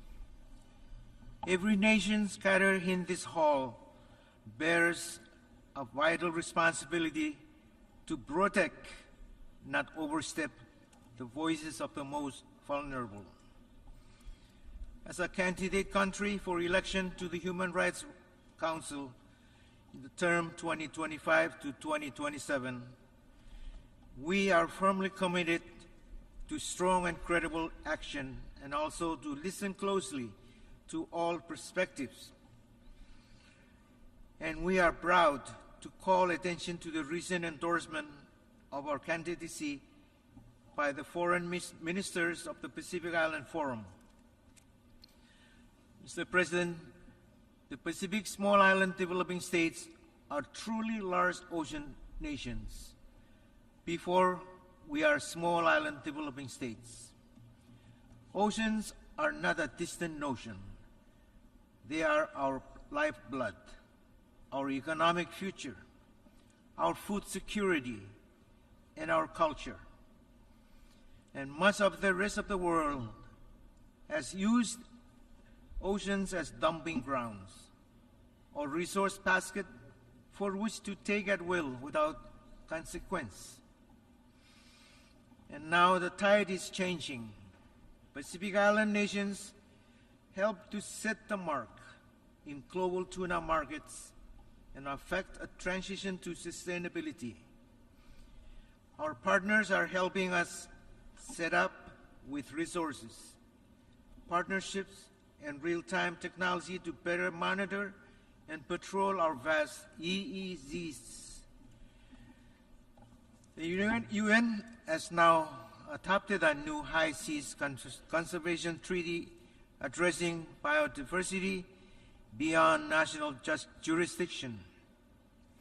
And at a time when nations are increasingly challenged to work together on the basics, it is a testament to political will and diplomatic skill, in which we have come together to cut across silos and define specific action and obligation to try to better ensure future generations see the same ocean benefits we know today. It is our challenge to the world to bring this treaty into force and effect before the 2025 UN Oceans Conference. And today, you have my signature of that treaty to add to the growing chorus. Mr. President, the world's equilibrium has been upset by humanity's insatiable greed for the accumulation of materialistic wealth and possessions.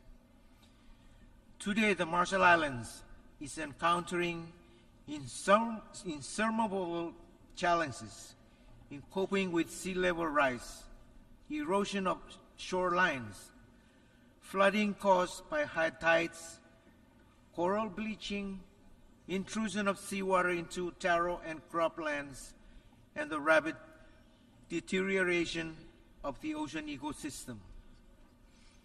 Moreover, the warming of the ocean has affected coastal sustainable fisheries and posed a direct negative impact on our way of life. In some, our islands, our culture, our way of life, and our very existence as a people and nation is threatened. We call for the establishment of an international financing facility to provide assistance and support to small islands, developing states, and low-lying atoll nations and territories devastated during and after natural disaster, as well as elements of insulation from external shocks, be it energy, supply chains disruption, food security, global health pandemics, hyperinflation, and other challenges. Mr. President, the Marshall Islands leaders have raised the alarm and called the world's attention to dangers posed by the climate change monster since we became a member of this AUKUS body in 1991. For over 30 years, Marshallese leaders, as is the case with leaders of low-lying island states, have sounded the alarm in every international and regional forums.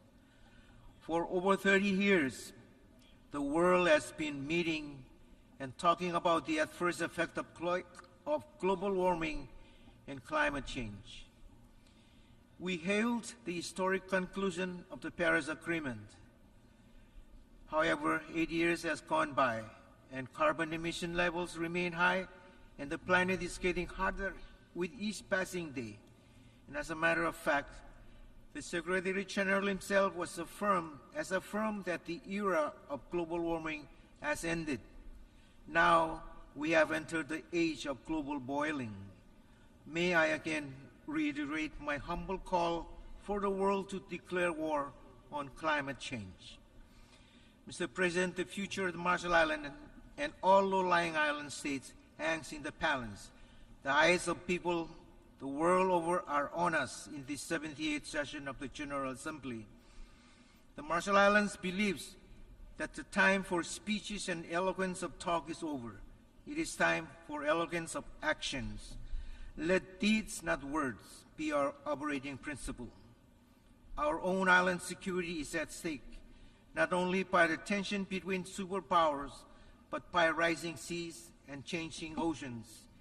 The world has spent a full generation falling short in our common goals to avoid dangerous climate change. And we are past the hour of waiting for a real step up in ambition. This year must be different. At COP28, the global stockade must mark the turning point at which we all recognize that we are collectively failing to deliver on the Paris Agreement. And we must all respond by agreeing upon a clear roadmap to correct our course. This ambition roadmap must include the phase-out of fossil fuels. The world cannot afford to further ignore the issue at the heart of the crisis. Though we must use every tool at our disposal, we cannot place our hope in dreams of unproven, untested solutions, or use updated technologies, or green light the continued expansion of fossil fuels. For the most vulnerable nations, adequate, predictable, and accessible finance is crucial, particularly for adapting to prepare for the present and future onslaught of the impacts of climate change, and addressing the loss and damage that is already being experienced. We need donors to deliver on their existing commitments and to come together to address the climate finance crisis in a way which is led by the science and the needs of vulnerable states. These challenges might be inconvenient for large economies, but I can assure the climate impacts already at our door and those yet to come are decidedly more inconvenient for low-lying atoll states like mine and for other island nations around the world. Mr. President, the United States has not fulfilled its obligation to the people of the Marshall Islands, resulting from the nuclear testing program. On November 25, 1947, U.S. President Harry S. Truman, in response to concern about the people of Eniwetok, who were being removed and relocated so that the U.S. could conduct its nuclear weapon tests, stated, "The Eniwetokis will be accorded all rights, which are the normal constitutional rights of the citizens under the Constitution, but will be dealt with as wards of the United States for whom this country has special responsibilities." Our atoll nations were affected, other atoll nations were affected, and this obligation likewise remained unfulfilled. The Marshall Islands has continued its negotiation with the United States on extending our relationship of free association. We have come a long way in this endeavor, have satisfactorily addressed most issues, and remain cautiously optimistic that our agreements will be finalized soon. However, there remain difficult issues that the Marshallese people have insisted need to be resolved. As a functioning democracy, we cannot ignore the wishes of our people, and as the world's most and preeminent democracy, the United States needs to understand this reality. The Marshall Islands desires to continue its free association with the United States, but the United States must realize that the Marshallese people require that the nuclear issue be addressed. Mr. President, the Marshall Islands strongly welcomes the rise of the partners in the Blue Pacific and the support of friends and allies who are committed to working with us on island-driven solution. Our early steps together are positive, even as more structure is needed to listen closely to our deepest needs. Let's all go beyond the headline announcement and into our local communities and move into more focused dialogue with the Pacific, and not just about the Pacific. Mr. President, the Republic of the Marshall Islands affirms a recent statement by the Pacific Islands Forum foreign ministers, which regarding the release of treated water from the Fukushima power plant. With other forum members, we remain vigilant and concerned as committed to regular and ongoing discussion with Japan, as well as an annual dialogue with the IAEA. Mr. President, distinguished heads of state and government, I appeal to you all. Let us work together to strengthen the foundation of international peace and security. Let us then jointly call the UN Secretary General Summit of the future next year to include diverse perspectives and voices, and to force a watershed moment for peace and security. We have before us all a valuable opportunity to strengthen the pillars of accountability and UN system reform. Together, we can all help ensure the UN is truly fit for the purpose and better aligned with contemporary challenges. The fourth UN SITS meeting in Antigua and Barbuda next year likewise is a spotlight moment for island-driven solution and strategies. Mr. President, there remains a visible crack in the UN. Our United Nations will never be whole and complete without the meaningful participation of the 23 million people of Taiwan in the specialized agencies of the UN system, as well as in meetings and mechanisms which supports the SDGs. Difficult indeed it would be for our UN family to build further trust and prosperity between us, while also closing the doors of our organization to Taiwanese journalists and public visitors. For too long, the UN bureaucracy has stuck to a wrongful misinterpretation of Resolution 2758 and has used political influence conclusion to include any clear engagement with the people of Taiwan and their vibrant democracy. We must have the courage to recognize the reality of the present situation and relegate this outdated dogma to the walls of history. Today, the UN can no longer look the other way and ignore the need to actively facilitate peace, stability, and security across the Taiwan Strait and within the region. We commend the Secretary General's commitment for the UN to do its utmost ease tension in the Strait and prevent escalation by involving all stakeholders and by logic and common sense. We believe this must include Taiwan. Mr. President, is it possible for us to wage peace instead of war? Is it too much to ask that the United Nations declare war on climate change and global boiling, poverty, racism, injustices, and unequal distribution of wealth, the wide gulf between the haves and have-nots, exploitation of the planet's finite resources? We must help hasten the peace foretold by Isaiah when they say, shall beat their sword into plowshares and their spears into plunging hooks. Nation shall not lift up sword against the nation, neither shall they learn war anymore. Thank you, and Kumol-dada.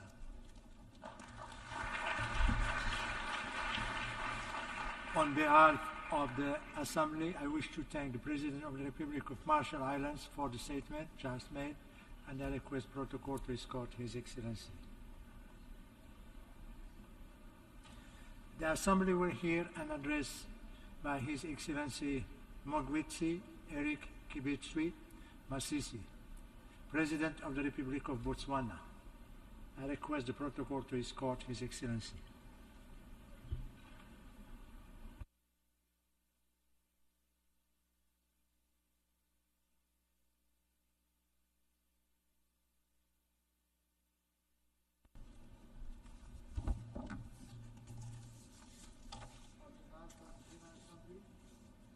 On behalf of the General Assembly, I have the honor to welcome His Excellency Mogwitsi Eric Kibitsui Masisi, President of the Republic of Botswana, and to invite him to address the Assembly.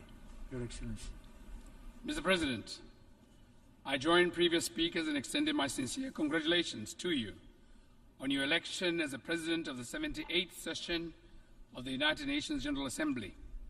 You can count on my delegation's full support as you steer the work of this august body. Mr. President, I could not agree more with you that the multilateral system needs to rebuild trust and reignite global solidarity to accelerate action on the Agenda 2030 and its Sustainable Development Goals in order to realize peace, prosperity, progress, and sustainability. As we convene this week, the world is in the age of polycrisis, facing a plethora of persisting global challenges, among them the war in Ukraine and its associated geopolitical tensions and impact on the global economy, the challenges relating to climate change, and the lingering effects of the COVID-19 pandemic. Of critical importance is the distressing reality that the implementation of the 2030 Agenda and its Sustainable Development Goals is off track. From the 2023 SDG Progress Report, half of the targets of the SDGs are experiencing inadequate progress, while 30% of the targets have come to a halt. This lack of progress is exacerbated by the multifaceted global crisis, which compounds the already dire situation we find ourselves in. Illustratively, whereas SDG 5, which expresses the need for gender equality and empowerment of women and girls, and picks representation in positions of power and leadership as one of the indicators, the United Nations in this regard has not done badly, except for the Secretary General position. Would you not agree with me that the time is now to have a female Secretary General. The gravity of challenges faced by the SDGs demands that we transcend the business-as-usual approach to addressing these. This will obligate a robust political commitment from all of us. It is therefore imperative for the United Nations system, international financiers, the private sector and civil society to forge a collective front and refocus our efforts to swiftly propel the SDGs back on track. To this end, the recent SDG summit and its political declaration could not have come at a better time. Mr. President, over the past few years, we have witnessed and continue to endure the profound and devastating impact of the COVID-19 pandemic. The consequences have been felt across nations, but the extent of its devastation have varied greatly depending on factors such as level of development and geographical location. Whether one resides in the global south or north, a landlocked developing country or small island developing state, these distinctions have played a crucial role in determining the severity of the pandemic's effects. It is therefore imperative that we will wholeheartedly embrace the ongoing discussions regarding pandemic prevention, preparedness and response. Mr. President, Botswana's key priority in these discussions is to ensure an international instrument that addresses equity during a pandemic. To this end, the main issues to be addressed from this perspective include timely and equitable access and sharing of benefits, strengthening of regulations to ensure developed countries and those with the resources do not hoard medical products during a pandemic, building capacity for stronger health systems, investment in research and development to build local and regional manufacturing vaccines, including sharing of intellectual property and establishing sustainable, predictable, and flexible financing mechanisms. I am pleased to inform the General Assembly that Botswana is making her contribution to build capacity to manufacture vaccines for both humans and animals. We have made remarkable progress in terms of HIV diagnosis, and on the 28th of August 2023, our National HIV Reference Laboratory was designated a World Health Organization Collaborating Center of Excellence. This epitomized, in part, the crowning of our national laboratory competence and success in carrying out genomic sequencing on levels equivalent to those of the best, as demonstrated by being the first to discover the Omicron variant. By the time these discussions reach their conclusion, it is essential that we establish robust systems that leave no room for the repetition of such calamity, ensuring that the survival and well-being of our people are never again contingent upon their location in the global south or north. More importantly, our hope is that the resultant of these discussions will culminate into a treaty.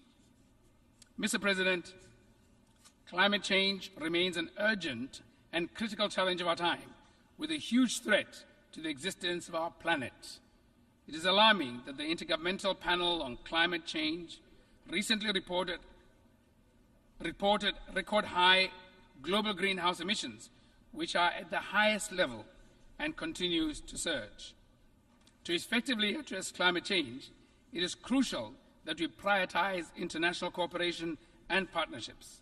This global effort requires a comprehensive approach that goes beyond reducing emissions, encompassing various aspects of our lives, be it energy, production, agriculture, transportation, and industry. Our efforts must also include accelerating the uptake of renewable energy sources and investing in clean technologies.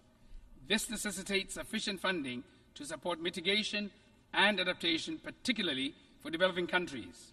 In this context, we endorse the appeal for developed countries to fulfill their pledge of providing $100 billion annually in climate finance to developing countries. This also includes fully replenishing the Green Climate Fund. My government welcomes the Secretary General's acceleration agenda, which urges the fast-tracking of climate action in all countries and sectors. It is imperative that both developed and developing countries comply with their targets. As for Botswana, we reaffirm our commitment to achieving a 15% reduction in carbon emissions by 2030. Mr. President, it has been more than a year since the beginning of the Russia-Ukraine war. The war's destructive consequences have been experienced not only in the region, but also globally, as the international economy has suffered from food and energy crisis. Botswana strongly urges an immediate cessation of hostilities and advocates for a diplomatic resolution to the conflict. In this regard, Botswana welcomes the recent engagement between African and Russian Ukraine leaders, and we hope that these efforts, along with similar initiatives elsewhere, will encourage the conflicting parties to return to the negotiating table. While we work on resolving active conflicts, we must step up action in mitigating all threats to international peace and security by reaffirming and observing the purposes and principles of the UN Charter, international law, and other obligations. This also includes commitment to obligations concerning, among others, nuclear disarmament and nuclear non-proliferation, arms control, weapons of mass destruction. Mr. President, Botswana shares a deep concern regarding the persistent conflicts and destabilization of legitimate governments across the African continent. The negation of constitutionalism, as evidenced by overthrows of governments which seem to be having a contagion effect, should be shunned with the greatest disdain. Equally, the deprivation of people to self-determine continues unabated, albeit repugnant. It is of utmost importance that the United Nations Secretary General collaborates closely with the African Union and sub-regional organizations to prioritize and actively engage to foster peace and stability in Africa. I firmly believe that the attainment of lasting peace in Africa can pave way for a more prosperous and harmonious continent where the aspirations and well-being of African people can thrive. Mr. President, next year marks the conclusion of the Vienna Programme of Action for the Landlocked Developing Countries, LLDCs, followed by the third Landlocked Developing Countries Conference in Kigali, Rwanda, scheduled for June 2024.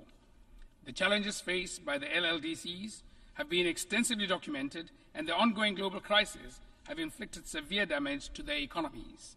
Unfortunately, the progress achieved in implementing the Vienna Programme of Action has been eroded by these crises, resulting in persistently high poverty levels in LLDCs that averaged 23% as of 2022.